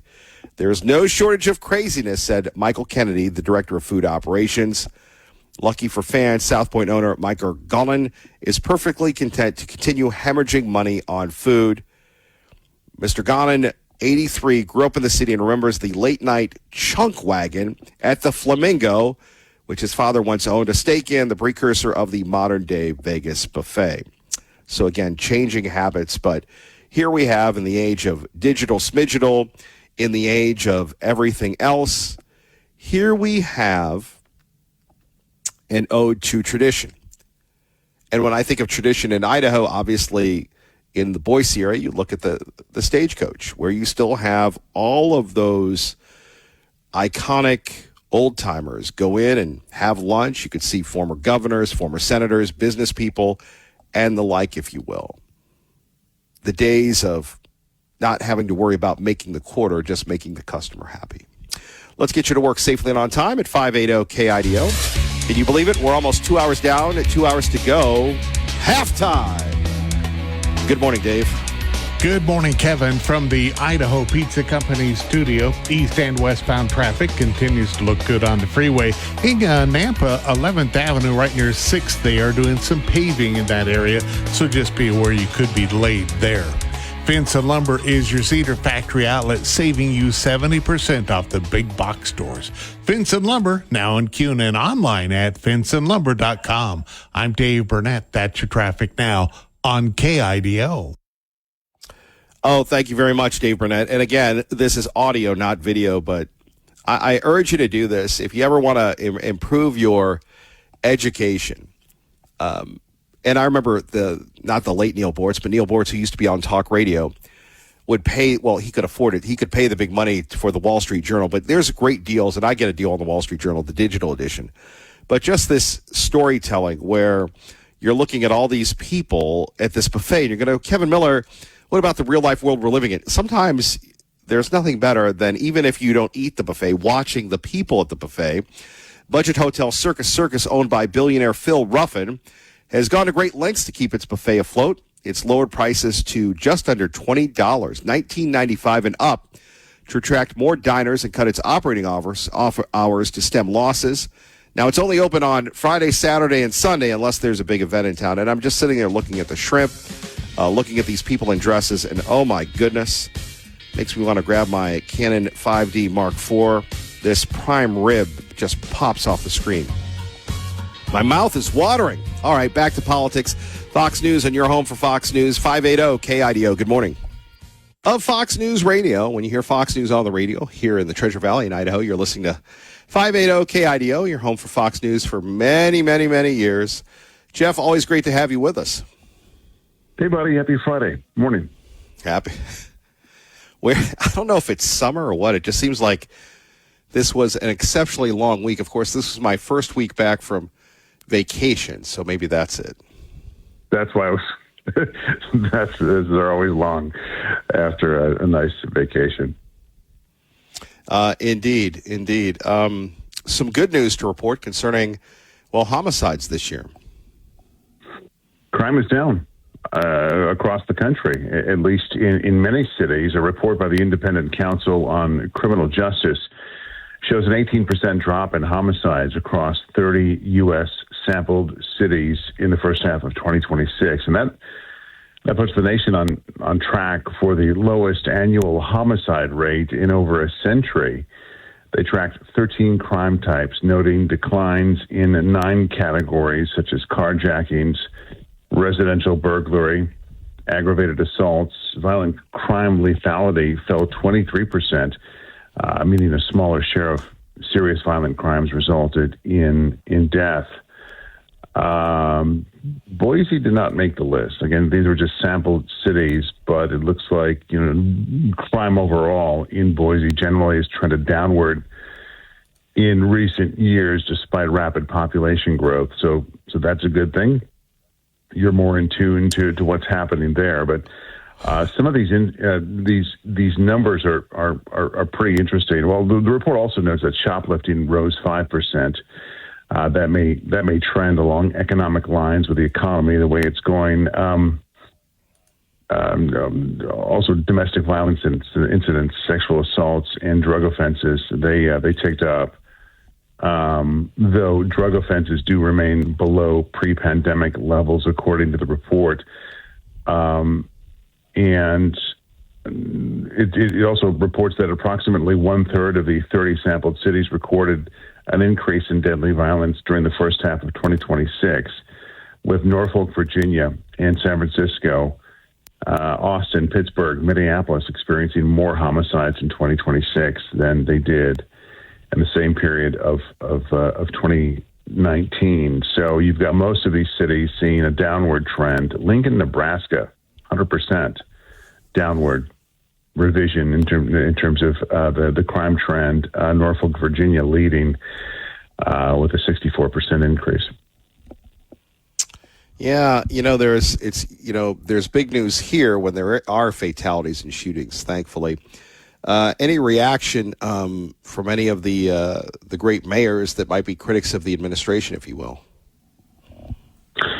Well, generally, if you're a mayor, you're going to take victory laps in your city. If crime is down, it's what politicians do, right? So they're going to take victory laps. They're going to say this is essentially a local thing,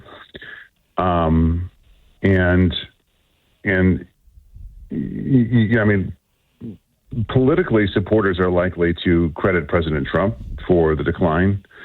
Again, while critics may argue that the trend reflects broader forces that began before he was in office for a second time, that were driven primarily by state and local factors. But if you talk to a cop on the beat, they'll likely tell you that they do feel like they have more support to be able to do their jobs under the current administration. And, remember, many of these cities allowed crime to explode. It's just a fact. While reducing police forces, implementing policies that allowed crimes to continue to surge, i.e. no more pulling over cars for missing tags. Minneapolis, no more chasing stolen cars. Milwaukee, no more cash bail policies. Chicago, and that's just to name a few. During both Trump administrations, the federal government emphasized support for law enforcement and targeting violent crime and drug trafficking and gangs and organized crime. And these efforts may affect crime in specific jurisdictions, but, most crime is investigated and prosecuted by state and local agencies. But if you look at Europe, most of the out-of-control crime there that's happening is directly attributed to immigration, and supporters could also argue that President Trump's stricter border security and increased immigration enforcement can reduce crimes committed by people who enter or remain in the country unlawfully. So it really depends on who you ask or who you talk to and their opinion on what's happening. But the bottom line is crime is down. And I think that's, the message here is that that's a good thing for all. Indeed, Jeff Manasso, we always appreciate you. Any other final thoughts that you would like to share with us today? That's it, brother. That's all I got. You have a great weekend, and yeah. Appreciate you. Thank you, Jeff. Thanks. Our great friend, Jeff Manasso. Phone number's here. 580-5436, 580-KIDO. We're taking a look at a few stories if you're just tuning in. Earlier, we were talking about the next chapter at Boise State University, technology versus football. We do have a blog about that. But again, with the new president coming in and the future of athletics, challenging at the least. And of course, with all the technology people coming in, why not get that thing to super serve that? Other issues, inflation still matters when we're looking at this. By the way, on our website, we've got another article, 8 things you'll save money on right now at Walmart. Inflation continues to go up and down nationally. Some say it's easing. Many of our families here in the Gem State continue to feel pressure from grocery stores, insurance, housing, and utility costs. I mean, you go to the grocery store, you go to fast food or a restaurant, and, it's the A word, affordability, which impacts consumer confidence. Housing affordability has always been a big issue here. And, you take a look at this, what's costing your family the most this summer at 580-5436, 580-KIDO. Now, you listen to some people, and they're going to say that the inflation situation is improving. And the big question to you, my friend, does your wallet agree? One thing that we can't agree on is our friends at Team Mazda, Aaron and Joel. They're always, as we like to say, working for you, and their latest adventure this week, it's about the E-word experience. One of the things I've always heard and actually know firsthand about Team Mazda and the Pre-Owned Superstore is that they help people buy a car when other dealerships won't, couldn't, or shouldn't, or wouldn't. In other words, they make it happen. So how do they do it?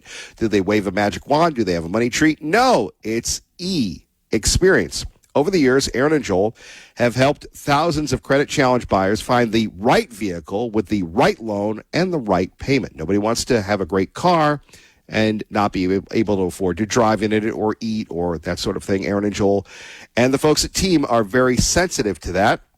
That's why they work with a network of lenders who know and trust them, and that experience makes a real difference. Also, their relationships with those folks as well. Whether your credit is excellent, less than perfect, or just starting to build credit, Team knows how to shop your loan and get lenders competing for your business. That can mean a lower interest rate, a lower monthly payment, and an opportunity to improve your credit over time. The easiest way to get started is goteamcredit.com. That's right. The website, once again, one word, goteamcredit.com. Just fill out the quick online form, and you'll receive a team pre-approval with no impact on your credit score. Then Vanessa and her team will contact you, explaining your buying power, and help match you with the vehicles you qualify for. It's all about putting the right customer in the right vehicle with the right financing and listening to the right radio station, 580-KIDO. And that's what Team and the Pre-Owned Superstore, they've been doing for years. Visit Team Mazda on the Boulevard or get your easy pre-approval today at goteamcredit.com. Please tell them Kevin Miller sent you. Now, again, earlier we were talking about flock cameras and the like. This is out of Costa Mesa. And they were going back and forth about flock cameras. And since this is one of our big topics, and again, we address it on our website in our newest article, let's take a listen. In other words, let me give you a frame of reference.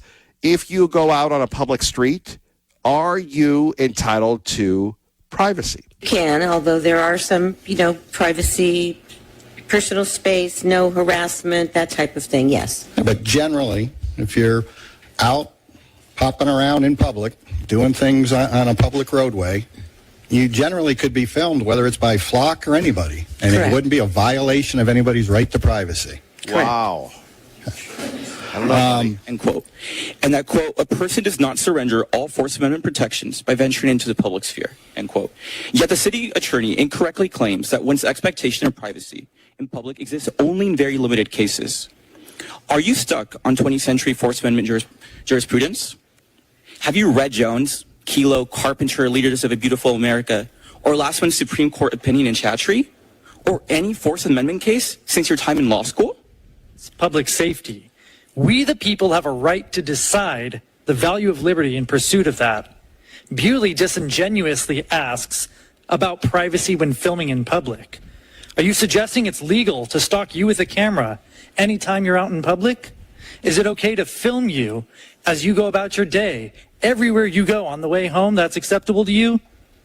This is what Flock does to all of us. It doesn't take a genius to see how that's useful for criminal investigations, but it apparently takes a Bewley to condescend about the potential harm. The fact you're ignorant enough to argue that is ridiculous. I think you should resign and you will not be my mayor. Bewley tried to suggest with his line of questioning earlier whether we have rights to privacy when we are out in public to begin with. Being visible in public is not the same as being tracked, logged, stored, searched, and shared through a government surveillance system. Legal and constitutional debates over ALPRs focus on exactly that difference, not the passing observation, but the creation of a durable record of a person's movements over time. There we have it. How about that? Starting to gain steam here, and you got to wonder, where are the elected officials on this? Did various entities, police or others, just put these in without seeking permission? And who approved it? We go now to Double D, David DeHaas, who joins us now at 580 KIDO for his Friday morning soiree. Good morning, sir. Paid for by Living Waters Wellness Center. It's became the soiree, eh? I don't know what to think about that. Yes. But as you and I talked here on 580 KIDO miles apart, just how are we able to hear each other without seeing each other? What's frequency from radio waves? You go to the doctor, they take an image of your colon using frequency. They give you a diagnosis using the imaging from frequency. They can't see your colon directly, but the frequency made the picture. Well, imagine for a moment taking a piece of your hair, your nail, or a picture of you and getting a reading of your body with a frequency machine and see where your energy is off. This Sunday at 9 a.m. on 580 KIDO, on the Whole Body Detox Show, we talk with Daniel Zavrell about using frequency to determine where the body is out of balance. Once you have the data, now you can use the frequency to heal. We've been using frequency at Living Waters Cleanse to purge the body of parasites and bacteria and viruses, reverse bone loss, and on and on and on for 18 years. You can't see the frequency. You may or may not feel it as we work on you, but the results speak for themselves. Is it miracles or science? Well, I'd say it's both. As you learn more about the quantum science field, we're just touching the surface, how powerful we are. Learn more about getting your health miracle at livingwaterscleanse.com or call 208-378-9911. Nothing here is meant to diagnose, treat, or cure any disease. Seek out a qualified healthcare professional to see if cleansing is right for you on 580 KIDO.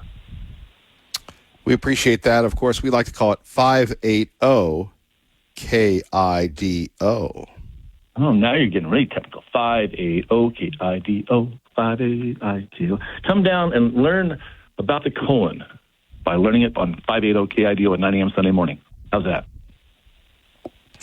Complete, in-depth, thorough colon coverage on 580 KIDO. And we don't lose any kind of sense of dignity talking about the fecal matter. Because the fecal does matter. You and I might be able to do a whole hour on fecal matter and colon rolling. That would be, I don't know how many people would actually tune into that. That would be a scary thought. Well, maybe one of those late Saturday afternoons, you know, when people are in their garden, they want to hear about the colon rolling. Right after Kim Commando, yes. That's exactly. Right after Kim Commando. That'd be a good one. But Commando brings us into the colon rolling. And then back to the best of Art Bell. So it'd be a bridge, if you will. I know. You know The what? I Colon always Bridge. would like to be. I've always thought I would love to be a George Norrie or an Art Bell. I always thought that would be fun. Really? Oh yeah. You know, George is an interesting guy. He was in town years ago, and we hosted him. And one of my many regrets is, and you know, and you know this, maybe you're very comfortable with yourself, but you get to a certain point, and in the broadcasting business, like the advertising business, everything is transactional. So everybody's trying to meet people to get that shot. And for me, even, 12, 15 years ago, I was just like, hey, man, welcome to town, da-da-da-da-da. And so there was a little technical problem. So I was opening up for him at the Egyptian for like 15 minutes, and he brought in all his people. And I remember he went to his buddy Tom and said, hey, get this guy's tape. We need him as a fill-in. And I really had no motivation to do any fill-in, but that was very nice of George to do that. I wasn't doing that to be nice. I was doing that just because that's what you do when people visit. Yeah, that's pretty cool. Yeah, I listened to a lot of his stuff over on Gaia TV. Yep. But the Art Bell stuff, that's Art Bell was one of a kind. Tell me more. Art DeHaas, we appreciate you. David Norrie, we appreciate you. All right. Until Monday, you have a blessed weekend. Paid for by Living Waters Wellness Center. Phone numbers here, 580-5436, 580-KIDO. We move on. So here we have the flock camera controversy. And then, we're always proud of Clay and Buck. Here is Clay talking about just the liberal loons that have become mainstream in the Democratic Party. Police, where are you going to put the pedophiles? Who's going to grab the pedophiles? This stuff is going too far. By the way, this is Van Jones, who used to be down with Obama, talking about the willy-nilly Democrats are actually destroying democracy. Not us, them. Clay Travis, Fox News contributor. Too far for Van Jones. That tells you a lot, Clay. Yeah, Van is sane. A couple of things that jump out to me, Jesse, about what you just laid out. First of all, 2 years ago today, Joe Biden dropped out and they replaced him with Kamala. Today, that clip you just showed, Maine Democrats have replaced Graham Plattner with, I think his name's Troy Jackson, whatever the heck it is. The party that has spent the past several years telling us that if they do not win, democracy will die, has now in the space of 2 years replaced their democratically selected presidential candidate, Joe Biden, and their democratically selected Maine Senate primary nominee, Graham Plattner, and just thrown in replacements willy-nilly out of nowhere. That seems kind of significant to me, Jesse. They are the party that would actually destroy democracy. Second thing, that Nate Silver graphic that you showed, I think it's so incredibly important. These highly educated, young, far left-wing Democrats hate capitalism because they have spent hundreds of thousands of dollars on degrees that the country does not value, and they are angry that they are not getting paid for what's largely a valueless education. Meanwhile, look at that graphic. All the guys and gals out there that didn't go to college and spend $200,000 on a women's studies degree, they're deciding how to be a plumber, how to be an electrician, and they're driving better cars and they're making more money. And all those people who have all these highly educated degrees, they're furious because the world is valuing other people's labor more than their own. They should take a lesson. Young kids out there should take a lesson. Get fungible, useful skills as opposed to some of these women's studies degrees. Clay, when I got out of college, and I just got a bachelor's, I'm not like my sister and my mom with PhDs, just a good old bachelor's for me. I tried to get a job in finance. Did not work out. I didn't just sit there and bitch. My parents made me get a job, any job. I was a waiter, got fired. I was a bellhop, got fired. I got fired a lot until I just worked my way into Fox and then worked my way up here. Why don't they just work harder?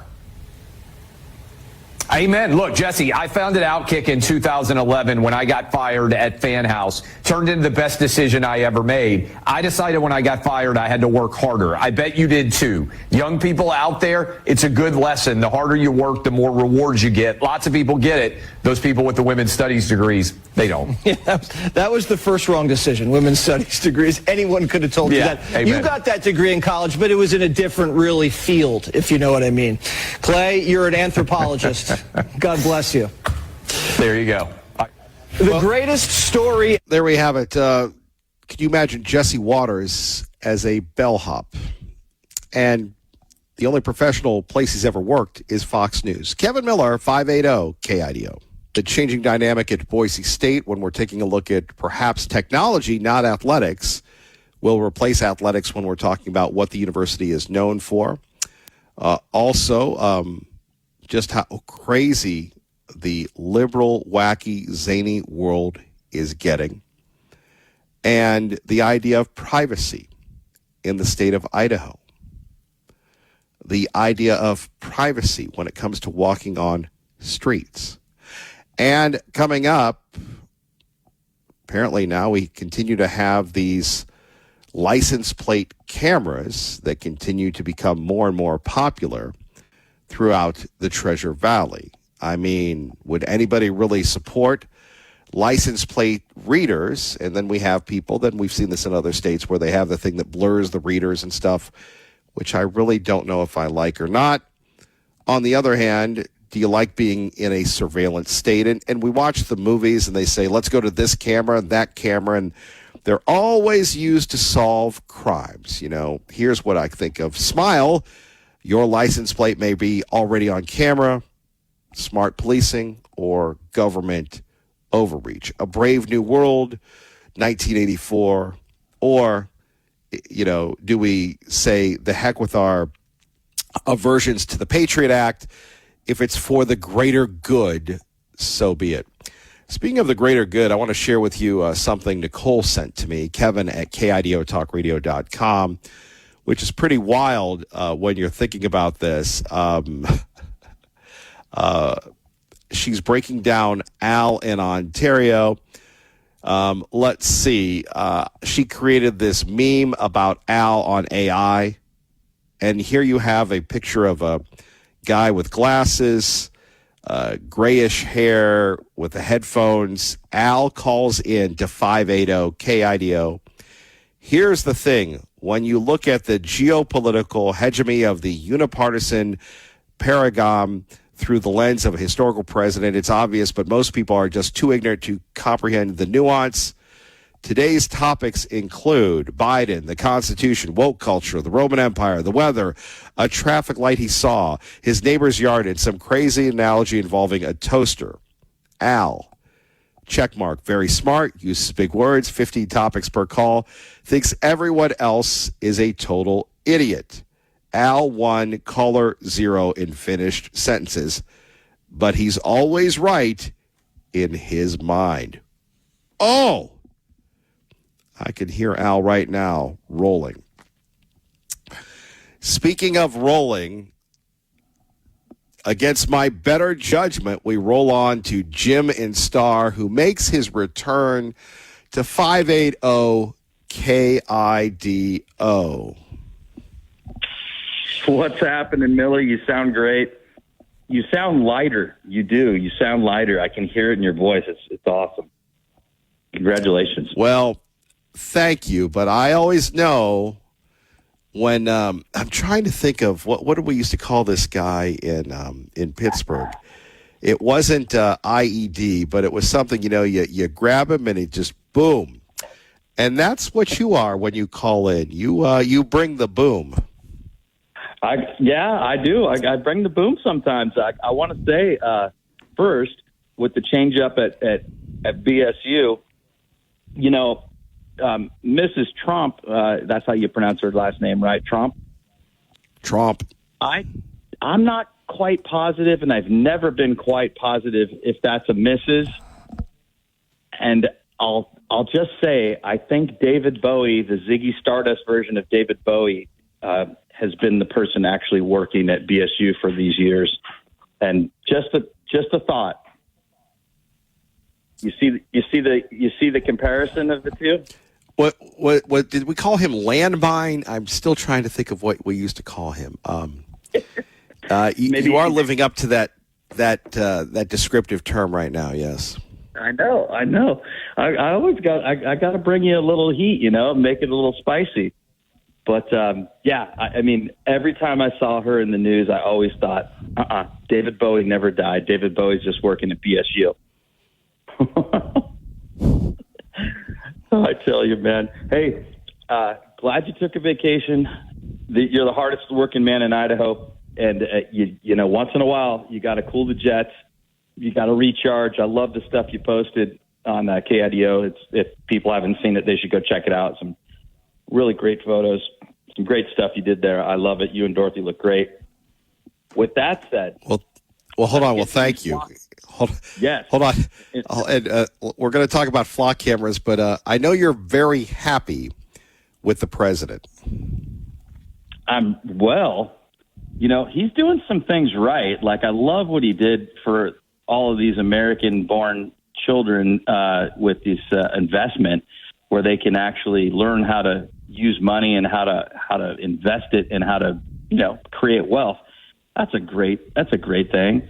I love what he's doing with ICE, just yanking all of these illegals out of our country. They're just sucking up our resources. They're committing crimes. Not all of them, of course. There's a lot of great illegals, but if you're illegal, you're breaking the law and you got to be gone. You can come back the legal way. But Operation Epic Failure, did I not call that from day one? I will just say I've been quiet. I've been keeping quiet. You've been waiting. Yes, I've been waiting, lying in wait. When you take a vacation, so does Jim from Star, and and I'll tell you something. Laura Ingram's a very sharp lady, and she loves Trump, and and I've got love for Trump too. Sometimes he really disappoints me, but his approval ratings are 30%. People have soured on this massive failure that is going on over there in Iran. And I'll tell you something, like we did with Venezuela, Michael Savage, who you and I probably both agree is a very smart individual and knows what he's talking about.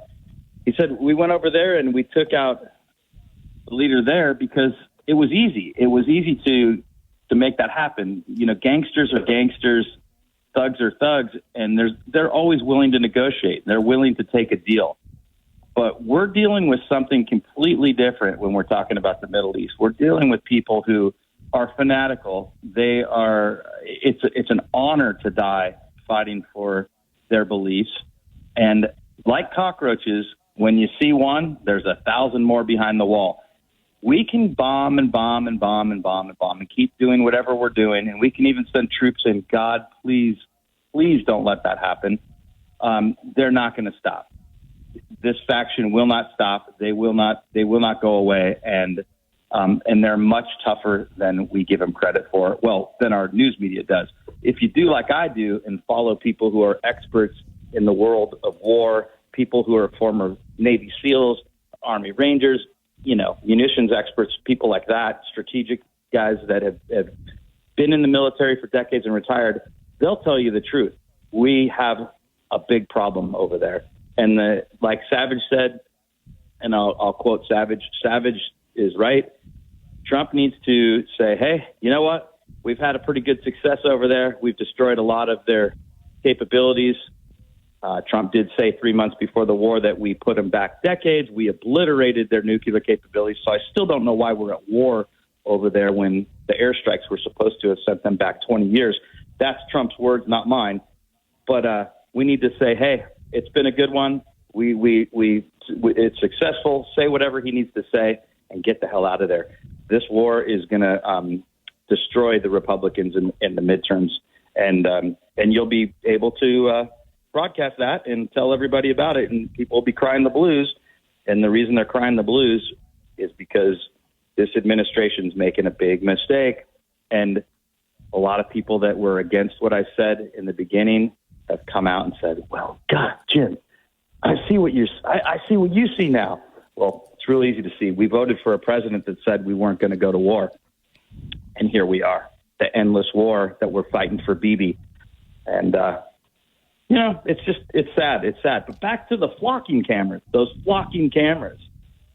This is what's scary about those folks. If you talk to people like I know in my family that have recently been over to England, Great Britain, go over there, visit, check it out.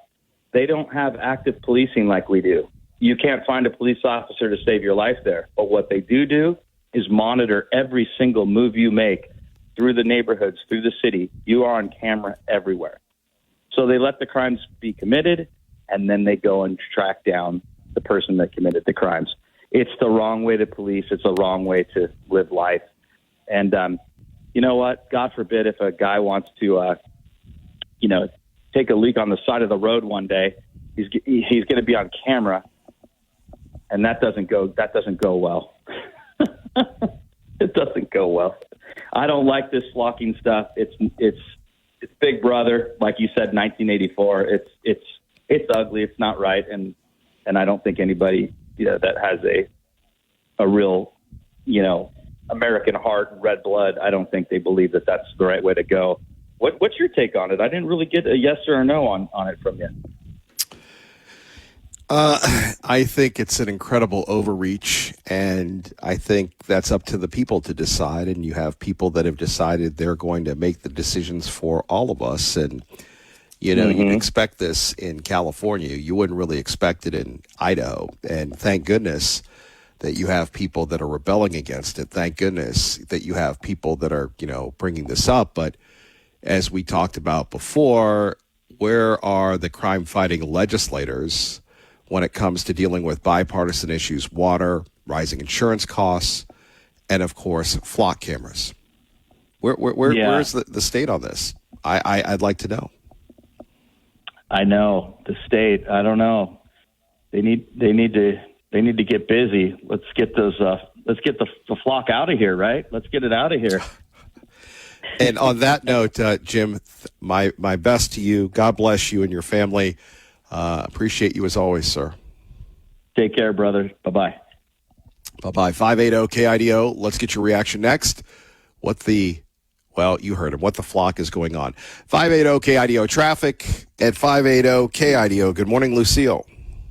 Good morning, Kevin. You know what? I'm getting a bit tired of hearing that, this is going to cost us the election. Oh, we lost the election. Oh, this is going to go bad. You know how we're going to lose the elections, Kevin? If we behave like rats abandoning the ship. That's how we're going to lose. Oh, but the interminable war. And what do you think is going to happen when Democrats come in? We're going to have an interminable war inside our country. And that is a war that will never end. Because they're going to come for all of us. For all of us, reactionaries and then Nazis and what have you. Yes, this is not a war that anybody wanted, including yours truly. But sometimes it has to happen. And I don't think that Trump went into this war just to make a liar of himself. He's not stupid. He may not be as intelligent as some of our callers, but he's not stupid either. So that is the only way we're going to lose the elections, Kevin, if we act like rats abandoning the ship. Maybe we should take a page from the Democrats' book and behave like they do, that support their putrid, corrupt candidates as long as they possibly can and sometimes forever. Maybe that's how we're going to win, Kevin. Like they who got Mandani, because in spite of him being taking, I don't know, I think he's Kamala Harris mini-me. He's always grinning like an imbecile, and with that stupid little voice of his, it grates my nerves. Oh, but they all stood behind him, and he won. So maybe we should take a page from them, Kevin. Maybe we should learn a lesson from them and, stand by our president. oh, but the gas is so expensive. Remember how expensive it was under Biden? Oh, but life is so expensive. Remember how expensive it was under... Do I have to remind everybody of Bidenomics? It wasn't that long ago. How quickly people forget. But we are arrogant. We know better than anybody. So we know as soon as somebody doesn't do what we want, we throw him under the bus. And let the Democrats come back in because they did so well last time. That's how we're going to lose the elections, Kevin. That's how we're going to lose our country. I keep reminding people of Europe because we should not be so insular, although we're not an island, and can just stand there contemplating our belly button and not realizing what goes around the world because that spreads. And now they've got they've got all these socialists who just, decimated Europe. Do you want to be the same? Because you got pissed off at Trump because he didn't give you a pony? I'm getting sick of this, Kevin. We have to act a little bit more maturely. And at least, what's Trump got? Less than 2.5 years. We can't put up with that. We can't back him up for less than 2.5 years. We have to immediately, get miffed and kick dust and pout. I don't know, Kevin. I'm really worried, not because of what Trump does, but because of how ready people are to plunge the knife in his back the moment he turns around. That's what I'm afraid of.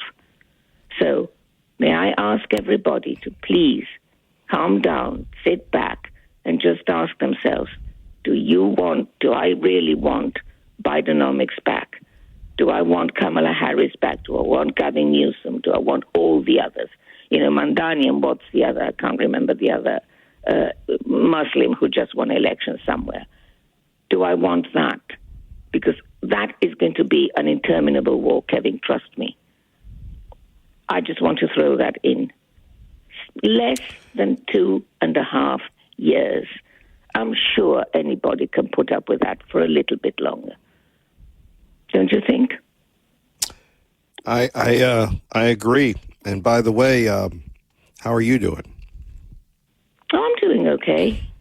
Hanging in there. Okay. So, and I really want to, I'm serious, I really want to pay you a visit one of these days.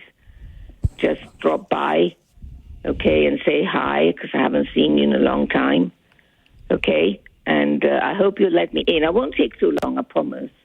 Maybe during the commercials.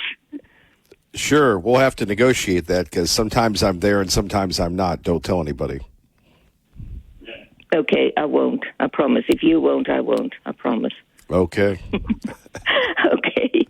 Have a good day, Kevin. Have a good day. And thank you for everything you do. Thank you, Lucy. Thank you. God bless, Lucille. Appreciate you. Concern joins us now on 580 KIDO. Hello, Concern. Good morning, Kevin. Hey, I wanted to, I kind of echoing what Lucille was saying.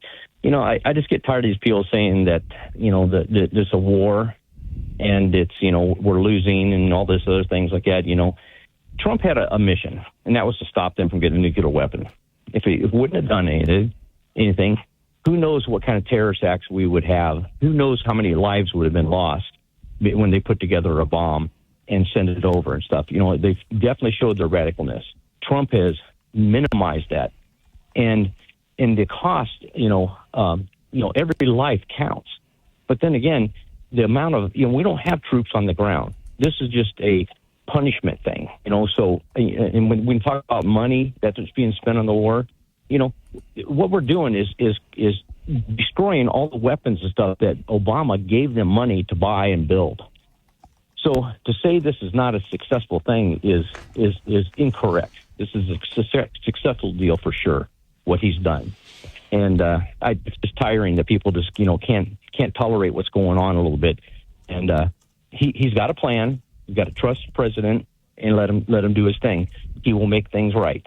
And he doesn't like war. We don't have troops on the ground. We're not, battling left and right. We're just pot-shotting. And I know it's costly, but it's less than the amount of lives that keep on being lost in Israel and everywhere that they support And thank God we don't have no terrorist acts in the United States right now. They're on check. And but I called too about the cameras. Here again, the responsibility. I don't necessarily say that cameras are a good thing, but here's the thing. If I loan someone my vehicle and they're not insured, they're not going to drive my vehicle, because my insurance company tells me if they're not insured and they're driving your vehicle, that and they're not insured, we're not going to insure you. Only insured drivers should be driving.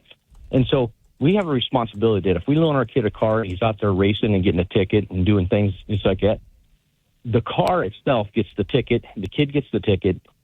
We don't care who's driving it. It's the responsibility of the person loaning that vehicle or loaning that thing. I worked in traffic area a lot, and I've seen people do things really bad. You call the police, and they go, well, can you identify the driver? No, but I can then identify the car. Well, unless we can identify the driver, we can't write them. No, you should write that car a ticket. I don't care who's in the car seat. And then the people that loaned them the car need the responsibility of loaning it to a respectful person that obeys laws. And that's just the way it is.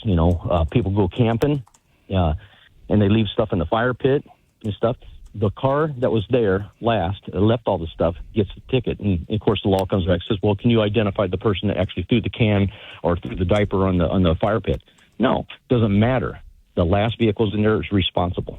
So we just take away the responsibility of everybody constantly. It's not their fault, or you can't guarantee this, or you got some lawyer that fights it. But cameras, it can be a good thing, it can be a bad thing. Just don't want them, being Big Brother everywhere. But so it's kind of a catch-22. I may be wrong, but that's my opinion on the whole deal. I wish they would get a hold of the freeway and start getting license plates of people doing 100 miles an hour on the freeway. They could stop that also. But that's my opinion, Kevin. Love your show, and God bless for sure. And just keep up the good fight. Thank you, concern. God bless. Dylan, hang on. Kevin Miller, 580 KIDO. Dylan, who joins us from the Great Idaho Show, greatidahoshow.com. Dylan, good morning. Kevin, good morning. You have been setting up the largest, juiciest T-ball home run for an Idaho state representative possible, and I can't believe nobody's jumping on that. But let me comment on something really quick. Oh, my goodness. Lucille, God bless you. 100%. It's a complex scenario, the Iran deal. And if anybody thinks it's about a nuclear weapon, Iran is a proxy for China and their energy. There's much bigger things happening. Yes, we don't do things for election purposes. That is like the rat. Lucille's wisdom is tremendous. We just need to support what's happening or suffer the alternative. But this T-ball, the flock camera, okay, we can't talk about this enough. So I have a camera system installed on my building, and when you see it, it tracks every vehicle, it tracks every color of every vehicle, it tracks height, it tracks things that a camera can discern. This isn't just about cameras. It isn't just about capturing somebody in the view. What people need to realize about flock cameras is now they can install a technology that tracks your Bluetooth signature through all the different Wi-Fis everywhere that you go. It can identify the person. It can connect you to your habits. It can connect you to everything. It is not just Big Brother. It is omnipotent. Okay, Dylan, hold that thought. Hold that thought, Dylan. We're going to get to you. We're going to get to Jeff Bacon. We're going to get to a lot of things. A lot going on today. We're uncovering the flock with Kevin Miller, 580 KIDO. Caldwell Mayor Eric Phillips on the Canyon County Fair. You can catch that on our Facebook page and on our Kevin Miller Show page on Facebook. Thank the mayor for bringing that down with the screenshots. Thank you, Mayor Phillips. Back to Dylan, and then we'll get to our friend Jeff Bacon. So, all right, Dylan, back to the flock cameras. You're all about performative art. You're all about the cameras. You're all about Big Brother. Welcome back to 580 KIDO. So thank you, Kevin, for the opportunity. I want everybody to remember Facebook, Twitter, Google. Yes. I want everybody to remember when the Biden administration was in charge, we were censored as conservatives. It's been proven. All these companies did that.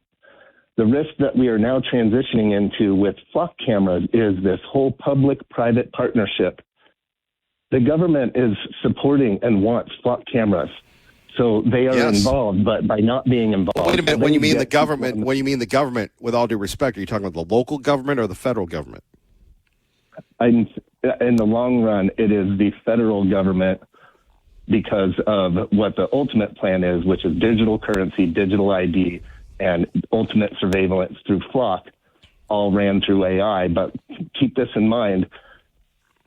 For the longest time, we were like, oh, this is just Twitter doing bad things. And then you come to find out that the government was feeding them directives.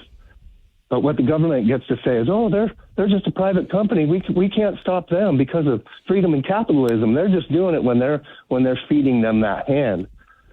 The problem what's going to happen with flock is municipalities are leaning into this. They're like, well, we can do this. And these contracts aren't cheap.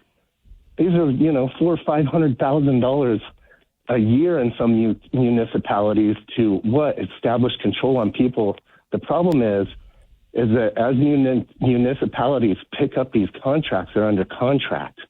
And so as more come on board and more come on board, some state legislator comes out and says, hey, we're gonna outlaw these things, and all these municipalities are going to come out and say, well, wait, we're in contract. We're going to go default. We can't afford this. Because they're gaining speed. Then what will happen is we're ultimately at some point in the next 5 or 10 years, please, God bless this to happen, it's going to come up through the Supreme Court about our privacy and what everything is to do with our privacy, and it'll probably get shattered, but we shouldn't have to get to that point. Idaho has an opportunity. You have keyballed the greatest key-ball in all of Idaho media to be like, who is the champion of this? And nobody has stepped up.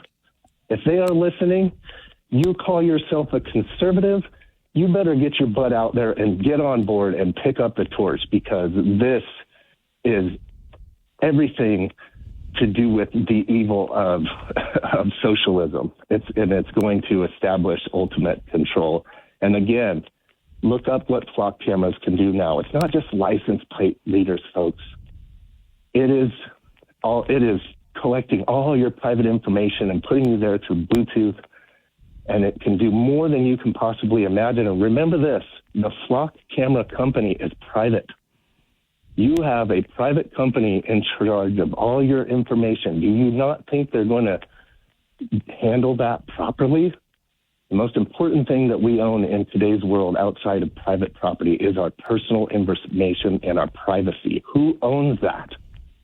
It should be you, not somebody else. So, Kevin, I hope you continue to key-ball this up for the wise legislator who's going to get on this before it gets too deeply established in our municipalities.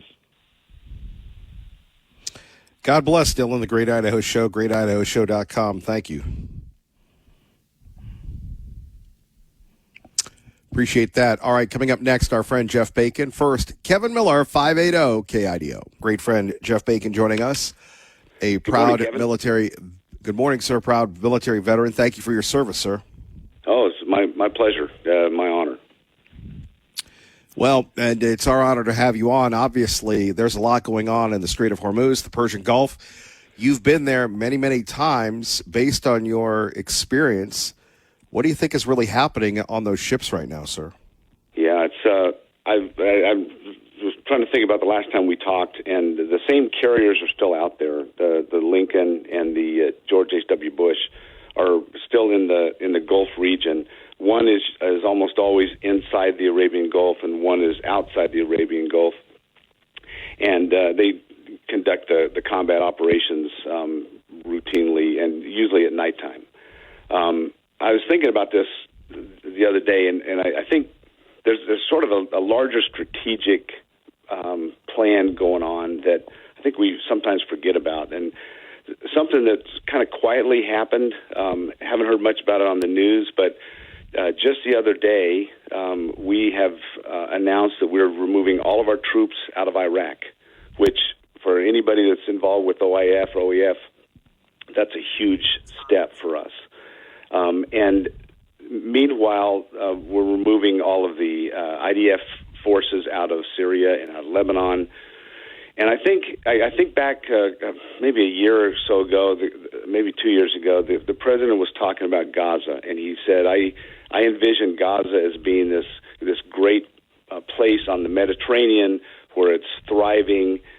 And you think about, okay, we've got the Abraham Accords have been signed. There's a new council that's been established for Gaza to try to develop Gaza. And you kind of step back from all of this and you kind of get a glimpse of what the president is trying to do. You know, he's a businessman.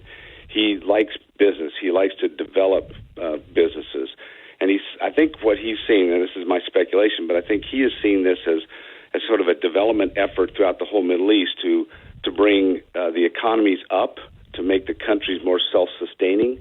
The Iranian conflict is the one last piece of this puzzle that I think he's trying to put together.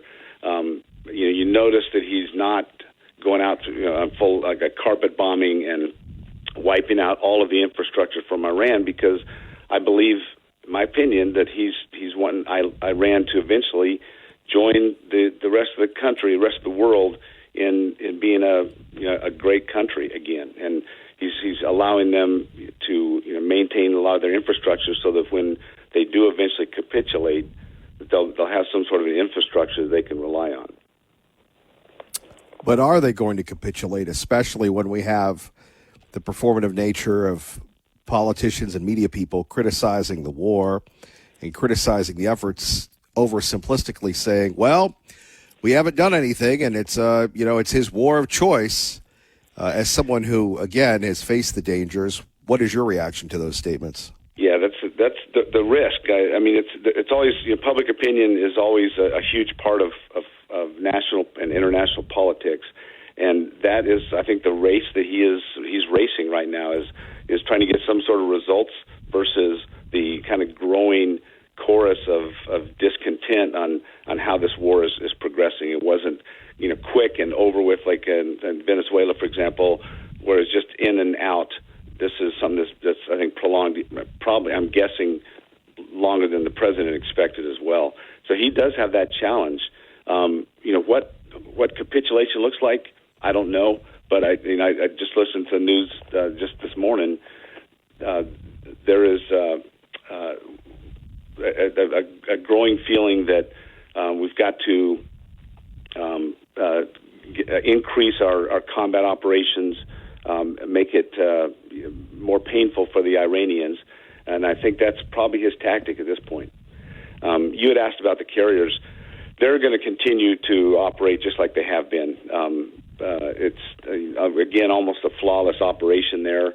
I was looking at the time differences. They're 9.5 hours ahead of us.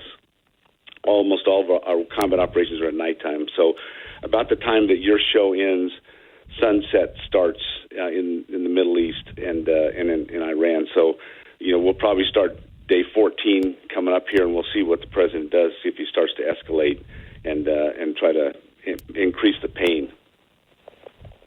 Well, and that's the idea. People talk about Carg Island, but what's life like in a carrier group on those ships in the Persian Gulf? I mean, we talk about our day-to-day monotony, but I mean, what's that like? And Jeff, what are you hearing from your friends in the region? Yeah, you set up a routine when you go on deployment, especially when you're doing combat operations. You've heard of battle rhythm. They set up a battle rhythm. So if they're on, say, 3 hour or three shifts during the day, they'll set into that routine and they'll just continue that routine as long as it takes. I think I have a hard time gauging, what the morale is like. I've heard some stories, some of the people I've talked with, that there's kind of a growing concern that this is going on longer than we want. At the same time, the people that I have worked with and operated with, they set that aside and they do their job. And what the president and the CENTCOM ask them to do, they do, and they take great pride in doing it the right way. Yeah, and again, when you think about bringing in the Marines and the air support and all this, they call it logistics. I mean, right. Can you spell that out for us? What that entails? Yeah, they want to be prepared for whatever contingency comes along, and like you say, the logistics trail is huge. We will have. I think that's what's always won wars for us, has been our ability to conduct good logistics. So we want to make sure we have everything in theater that we need in the event that the president does escalate things. So far this has been a Navy, Air Force, and I'd argue probably Space Force war, where we've more or less, for the most part, kept troops off the ground, boots off the ground. If we get to the point where we start bringing the Army and the Marine Corps in, that definitely changes the tenor of the entire conflict and puts our troops more in harm's way. I mean, everything I've seen so far, the president's very reluctant to do that. But at the same time, he's a results-oriented guy, and if we don't get some results by maybe escalating this war, I don't know what's going to happen at that point. But I can tell you, logistically, we will have all of the assets in theater that we need to make sure that we have overwhelming force. That's Colin Powell's mantra. You always have overwhelming force, and we'll be prepared to do that. I'm also watching out in around Taiwan in the Philippines. The Chinese are seeing an opportunity with us being distracted in the Middle East to conduct some operations around Taiwan. The George Washington is out there in that region monitoring those operations. So it's a dangerous world, but I think we'll be ready for whatever happens. Hopefully nothing. Our great friend Jeff Bacon joining us, talking about life in the Persian Gulf, the Strait of Hormuz. A dumb question from Kevin Miller. Do those folks on the ships get cabin feverish, if you will? It's funny. I was on a destroyer, 437 feet long, with over 300 of my closest friends on some really long deployments, and you don't get cabin fever. It's weird. You'd think you would, and I've never deployed on a submarine, but the submarines, that's where I think you get potentially some sort of freak out because you're in close quarters with people all the time. But you find places to get away, to relax, and some of them are some really weird places like a fan room or somewhere out on deck or something where you can kind of take a breath. But you don't get cabin fever so much. It's just kind of the relentless pace of operations wears on you after a while. You get weary of it, but you don't get that kind of claustrophobic feeling that you might think. And especially if you're on an aircraft carrier. I mean, those things are over 1,000 feet long, and you got huge areas that you can get away. Even though you got 6,500 people on board, you still can find places on those ships to get away. Jeff, what do you make of our allies in the region? The Arab states, if you will. I mean, you and I are roughly the same age. We remember the Arab oil embargo. We remember, obviously, the Iranian hostage crisis, what happened in Beirut. A lot has happened in our lifetimes in that region. And, we never thought that we would have this opportunity with Iran. And then you have the younger generation saying that this is a war of choice. I don't think they have the frame of reference, but initially, what do you make of the Saudis, the Jordanians, the Syrians, the Iraqis, the people that have to live in that neighborhood? Man, that's such a loaded question. There are countries out there like UAE that have all the money in the world. Kuwait's got all the money in the world. Saudis, and those countries are more supportive of what we're doing. because they want stability in the region. They want to continue with their good economies.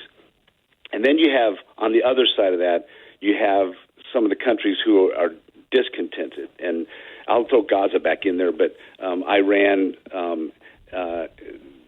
Syria, and that's where the bad stuff foments itself. And I remember flying into Kuwait a few times, and I was stunned by the looks on the people in the airport. When you come in to the airport, you go through customs, and then you go into this big area that is, once you pass customs and you're leaving the airport, and usually you have an escort because you're a high-value target at that point.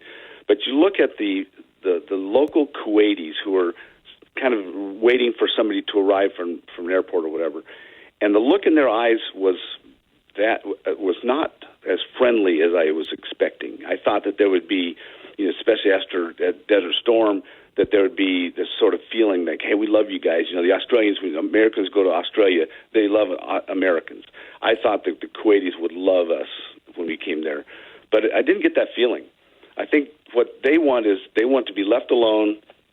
They don't want war, and I think sometimes we represent a threat, that because we're there, that means that things aren't as stable as they could be. It's kind of a weird feeling. I when I was in Iraq, I felt safe. When I was in Afghanistan, I did not feel safe. There's this sort of overall feeling that you didn't feel everything was under control. It's an odd part of the world. It's an unsettling part of the world, but it's where we are right now, and I think. Going back to what the president's trying to do, I think he's trying to stabilize everything and make economies good so that you don't have this environment where the malcontents can get a foothold and start their mischief. Well, and that's where, Saudi comes in with the Riyadh tours and trying to rebrand themselves. I'll put Jeff Bacon on the spot here. What about Qatar? And we do have a very Idaho connection to those folks. I believe, Jeff, please correct me if I'm wrong, that's our largest base in the region. And now they will have training at Mountain Home Air Force Base that nobody told us about. They just announced it. And your assessment of those folks. Well, you are putting me on the spot, aren't you? Thanks, Kevin.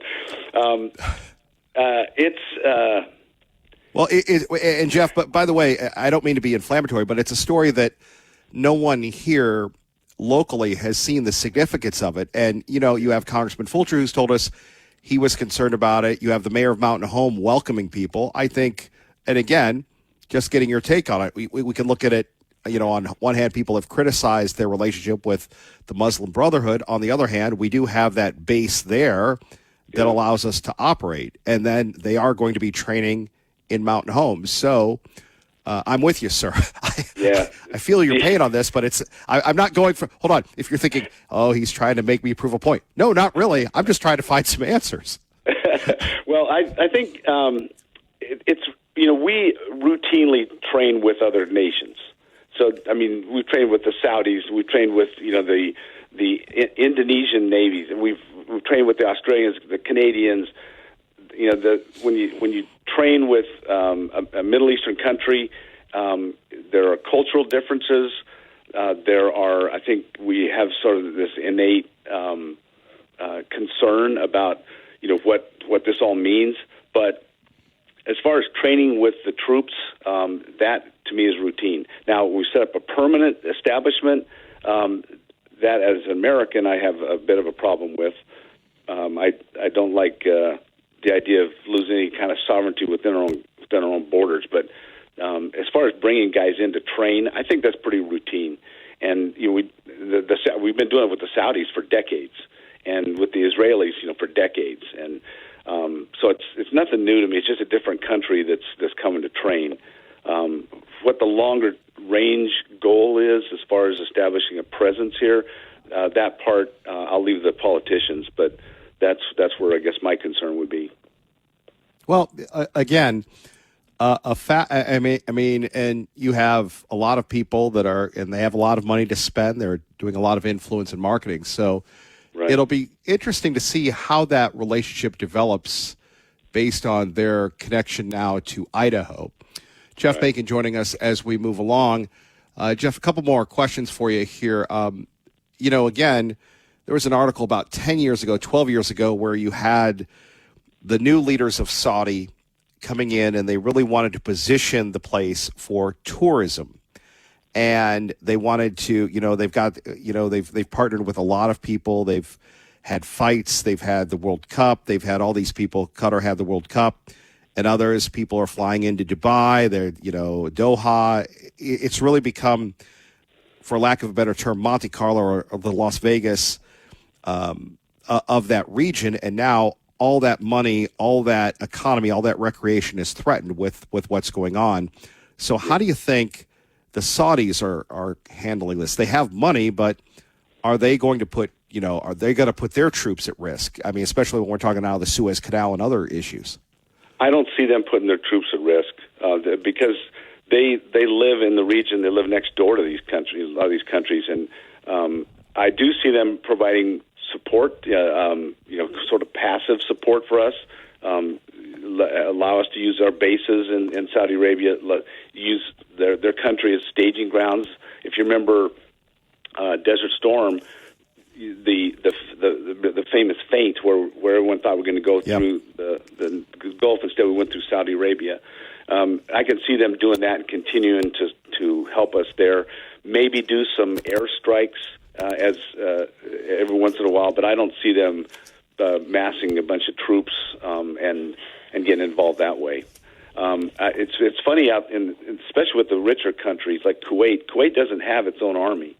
Kuwait contracts its army out. That's why we're there, and that's why we have such a presence there. They rely on other people to provide their own support. The Kuwaitis have a relatively small population of Kuwaiti nationals. They pay for all of their services, including their military support. Obviously the Israelis very much involved, but I don't see countries like UAE. I just don't see them providing a lot of tangible support. It'd be more of a passive support where you can use our facilities, you can use our airstrips or whatever, but I don't see them putting their troops on the ground. A couple more for Jeff Bacon, then we'll let him go here at 580 KIDO. Having flown into the Kuwait airport, I got into Iraq 2 different times. One, we went in from Germany with the North Carolina National Guard, and the last time we went in, me, myself, and I, Jack travels alone, if you will. Wow. I had to get to Kuwait for the. Where they have the tent city and and I love this and I hope you can relate to it. I fly into the Kuwait airport and the first song that comes to mind is The Clash, Rock the Casbah. And I'm just sitting there going, dude. You're singing that going through customs? Right. And of course you can't wear shorts and all this, which is a big, challenge for me. And so I'm, in the plane bathroom, putting in, changing into pants and stuff. And then, Rock the Casbahs. You have everybody in their head to toe garb. And then they say, oh, yeah, rally at the Cinnabon. And I go, okay, I'll rally at the Cinnabon. And then, I've got all my stuff. And, you get into the bus with the closed windows. And, and again, being a civilian, so I'm 8 up to begin with. And you go to this launching place where you get a tent, you get a cot, and you're there until you can get on the manifest to go in. I did much prefer the military flight in where you're actually dodging and weaving the anti-aircraft fire coming in from Germany as opposed to the Kuwait thing. So I can relate to the Kuwait airport. Yeah, it's that military flight going into Baghdad. It's crazy. I mean, it's like a corkscrew. Weaving and dodging so that nobody can, with an RPG, can get a beat on you. That's pretty spooky. Right, and at night the lights are out, and you know the guy's looking at the tracer routes going in, and you're going, "What did I get myself into?" and Not in that's Kansas anymore. Right, and that's the brilliance of and what you folks in the military do. You do this all the time, and no one knows about it.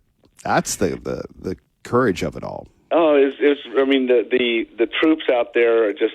I mean, you know, some of them are 18 years old. I've got an 18-year-old daughter now, and they're sitting there with an M4, and they're all garbed up and geared up, and you just think what a privilege it is to just to be able to shake their hand and thank them, you know, for what they're doing. I mean, it's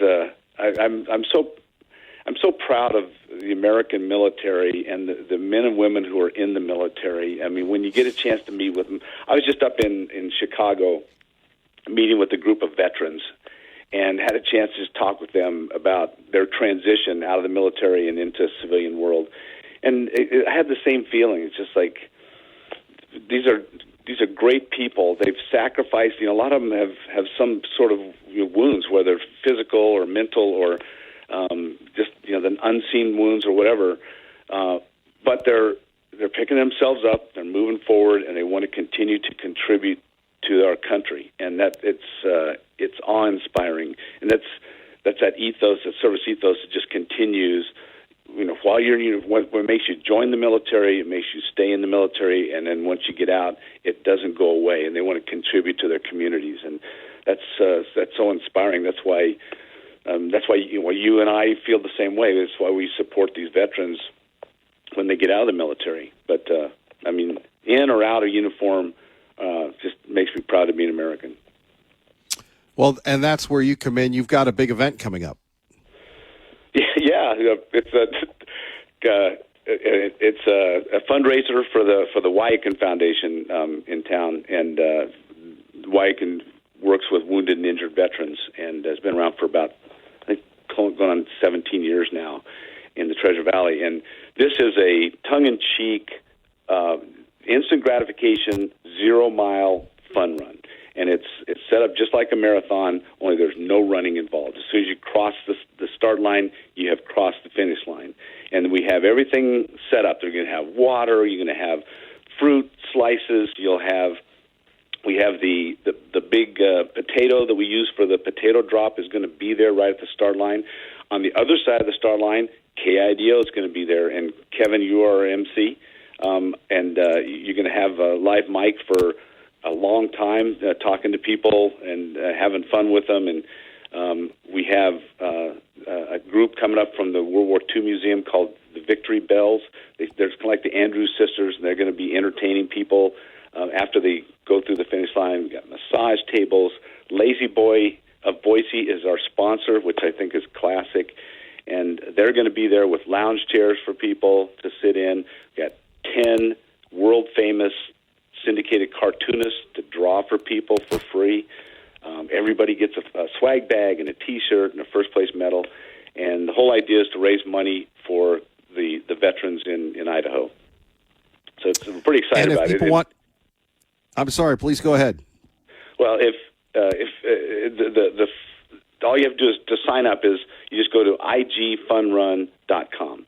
The IG stands for instant gratification. igfunrun.com, and you sign up, and then it'll just be a hoot. We'll have just all kinds of activity. We have firefighters from around the Treasure Valley who are going to be there. I'm trying to talk them into actually handing out the little water cups when people come across the line. We'll have Humphrey from the Hawks is going to be there, and be family friendly. We've got tables to people to sit at. We've got food trucks, and those who haven't had a chance to race before, this is an opportunity. You get a bib just like a racer does. You get a T-shirt and a swag bag. Idaho Pizza Company has done the swag bags. They look awesome. What we want is people to show up. We want people to come to it, have a great time, sign up for it, and if you want to get on a team, it's easy that you can set up your own team if you want to. We can. I haven't talked with you about this, but we can set up a KIDO team, and anybody who signs up, they sign up with a KIDO team, and and we've got the number one racer on the whole team is right here in Kevin Miller. And you don't have to wear tennis shoes. You can wear shorts. I could wear shorts, and I could wear my beloved Crocs. Jeff Bacon, one more time, the website, please, sir. It is igfunrun.com. igfunrun.com. Jeff Bacon, we always appreciate you. Thank you for your service and your belief in our area and what you do for the veterans, sir. My pleasure, Kevin. I know we both feel the same way, and so does a huge part of your audience. I've really enjoyed listening to people talk today. There's a lot of passion and a lot of really good people in that state, and I'm looking forward to being back there with you soon. Thank you, Jeff. Take care. Yes, sir. Bye-bye. Bye-bye, our great friend Jeff Bacon. We'll talk to you next. 580-KIDO. To the surprise of no one, LeBron James is going to the Philadelphia 76ers. I'm sure Clay will have much more on that coming up very, very soon. And, just going back to what Jeff Bacon talked about, and there are a lot of people in our area at 580-5436, 580-KIDO that have served on ships, served on subs, that have flown into the Kuwait International Airport. And like I said, you have this rally point, and, we still have those on our KIDO Talk Radio YouTube sites where you take this international flight. Some people there, it's usually a red eye out of New York City, and you fly overnight, you get into Kuwait, and they say, yeah, rally at the Cinnabon. So as I'm doing this, Rock the Casbah is playing, Rock the Casbah, in my head. And a lot of people would say, and look up this term if you don't know what it means, ethnocentric, which means I'm judging their culture by our standards. There was a book written about it during the Vietnam War called The Ugly American. So I get to the Cinnabon, and I see some people that are, look like Americans, military, and you go out to this point, and you have, people with M4s guarding this bus, and you put all your stuff on it, and the bus, you can't open the windows have curtains on them.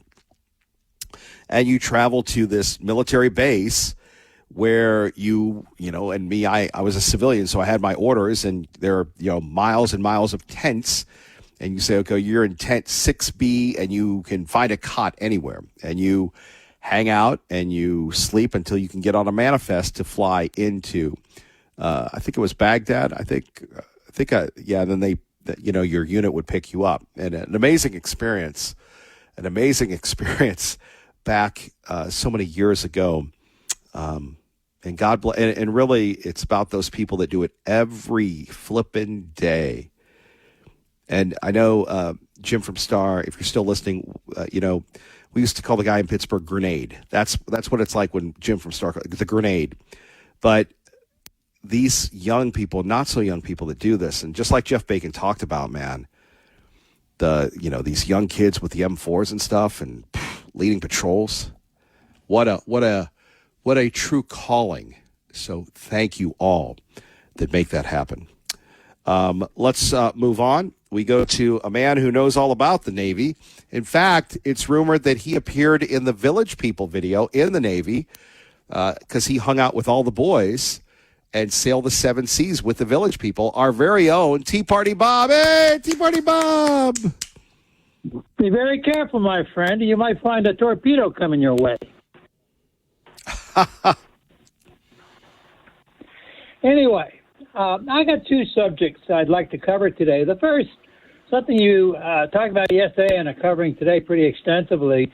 You asked the question this morning, who was it that made the decision to install these flock cameras? And truth be known, it was our fearless leaders that we have elected to office that were supposed to serve us that made this decision to intrude on our privacy. So I'm not aware of why the people of Caldwell haven't stood up and said no flock cameras in our city, but if you don't say something, nothing's going to change. Within a couple of years, the use of flock cameras will be before the SCOTUS because the issue arises from the aggregation. Flock cameras are networked across thousands of locations in the country and store data so the system can reconstruct where a specific car, and by extension, a specific person has been over weeks or even months. And just like collecting long-term cell phone data to determine a person's location, that requires a warrant. Long-term tracking of someone's movements reveals a detailed picture of their private life, where many say it is a violation of the Fourth Amendment right to privacy. And there has not been a decision in the courts yet to ban these cameras, but as networks grow denser and retain data longer, as they have in many European countries, we will probably see this come to a Supreme Court decision, and they're going to have to give us an answer as to whether this is a violation of our Fourth Amendment rights or not. But let's remember, we get the government we deserve. And thank you, Lucille, for your astute comments, because she is right on target. Jim said something that is true about the Iran war. That is, we are dealing with a group of cockroaches, and we all know they have been around for about 125 million years. Even if we succeed with the regime change in Iran, I doubt that it will last for more than a decade or two. However, it is critical that we don't allow them the ability to threaten us or the world with a nuclear strike. So while everyone is entitled to their opinion, I believe that stopping the war now would be a very big mistake. And I'm not alone in that opinion. As I have said many times before, we have too many armchair generals in this country who think that what they hear or read in the media is actually the truth. And unfortunately, like Jim, are not privy to the information that President Trump has, but they will cite polls and give us comments like Jim did about Michael Savage commented. Trump was elected to a second term because the American people voted in a very powerful way that he was the man to turn this country around, and a man with an actual 4-year track record. Trump knows that the only thing a bully like Iran understands is when you give them a good bloody nose, but disabling their ability to retaliate is more important. You need to bring them to their knees, and I believe that will be the case if we're going to get rid of this regime and actually have regime change. You know, the Middle East will not be solidified until Iran is removed from the equation, and the surrounding countries are no longer subject to their threats. Trump has made great progress in the Middle East, and I believe that we will succeed. We will see the Abraham Accord signed. And let us also think, let me also say that I did yesterday some of those polls. I listened to some of them, and the idea is that you need to know the questions they're asking if you want to understand why they come out the way they do. And this is what influences people. They put this garbage out on the liberal media and on social media platforms, and no one does any digging. You know, if you're going to quote a poll, I would expect that you know the questions that were asked and be able to prove the viability of your citation. Jim from Star. And by the way, in my opinion, I believe that the Republicans will gain seats both in the House and the Senate in the midterm elections. So I'm going out on a little bit of a limb here myself. Wow, what are you going to put up on that? Bag of cherries at Albertsons? Already got one of those. Been eating them for the last week. Wow. All right. My friend, great show. I thank you so much for all you do. Appreciate it. Thanks for having Ambrose on also. Oh, yeah. What a great show today. Jeff Bacon, Chuck Ambrose, and you. Had some good people. I don't know about me, but those other two, they were really good. Yeah. God bless you, Tea Party Bob. Hopefully we'll see you soon. Take care, my friend, and have a great day. Thank you. Kevin Miller, 580 KIDO. KIDO. Don't forget some great articles on our website, most notably what you can do to stay cool. Those of you working in the heat, our friends at the Boise Rescue Mission, if you find yourself without a home, thank goodness for them. They're doing their very best to keep their shelters open. Please donate. Bring them some water. Do what you can. If you have something to give, maybe some prayers, always very helpful. And on the other hand, we've got a big weekend coming up. Hope to see you all Sunday at Idaho Patriot Thunder. We'll be there. High Desert Harley Davidson supporting the Idaho Guard Fallen Soldiers Fund, along with Operation Warm Hearts. So we're going to see, hopefully, Jerry, and we're going to see Bruce and Shay and so many other people as Idaho gets ready to roll. And, of course, that drive from Meridian to Mountain Home. If you have a motorcycle and you'd like to be a part of it, the story's on our website, or just look up Idaho Patriot Thunder. I think it's in 16th, 17th year, and just the motorcycles. And, again, our thanks to our friends in law enforcement for making that happen as well, from Meridian to Mountain Home. And, you know, it's a whole day event. So you get there, you park your motorcycle, you get a free breakfast burrito, you talk, you make sure you use the facilities, then you make that ride. Of course, there'll be some road closures, some delays on I-84. We have that information for you on our website, KIDO Talk Radio. Look at the Kevin Miller article and check that out today. And if you're traveling around 10 a.m., from Nampa to Boise, you might want to seek alternate routes, or you might want to wait for about an hour or so. So they go to Mountain Home, they hang out, they have lunch, and then they come back, and then there's going to be a grand prize drawing at 3 o'clock. So they've really made it a day event, which is wonderful and exciting. So we look forward to seeing everybody on Sunday. Coming up Wednesday, we will have Reverend Bill with us in studio at 8 o'clock, along with the new CEO of the Boise Rescue Mission. And we'll talk about the past, the present, the future of the rescue mission as Reverend Bill gets ready to retire. We wish Reverend Bill and his wife and his granddaughter and his whole family a wonderful retirement. And we welcome our continued relationship with the Boise Rescue Mission. That'll be on Wednesday. And we roll on. God bless everybody. Keep the faith. Kevin Miller loves you. Thank you.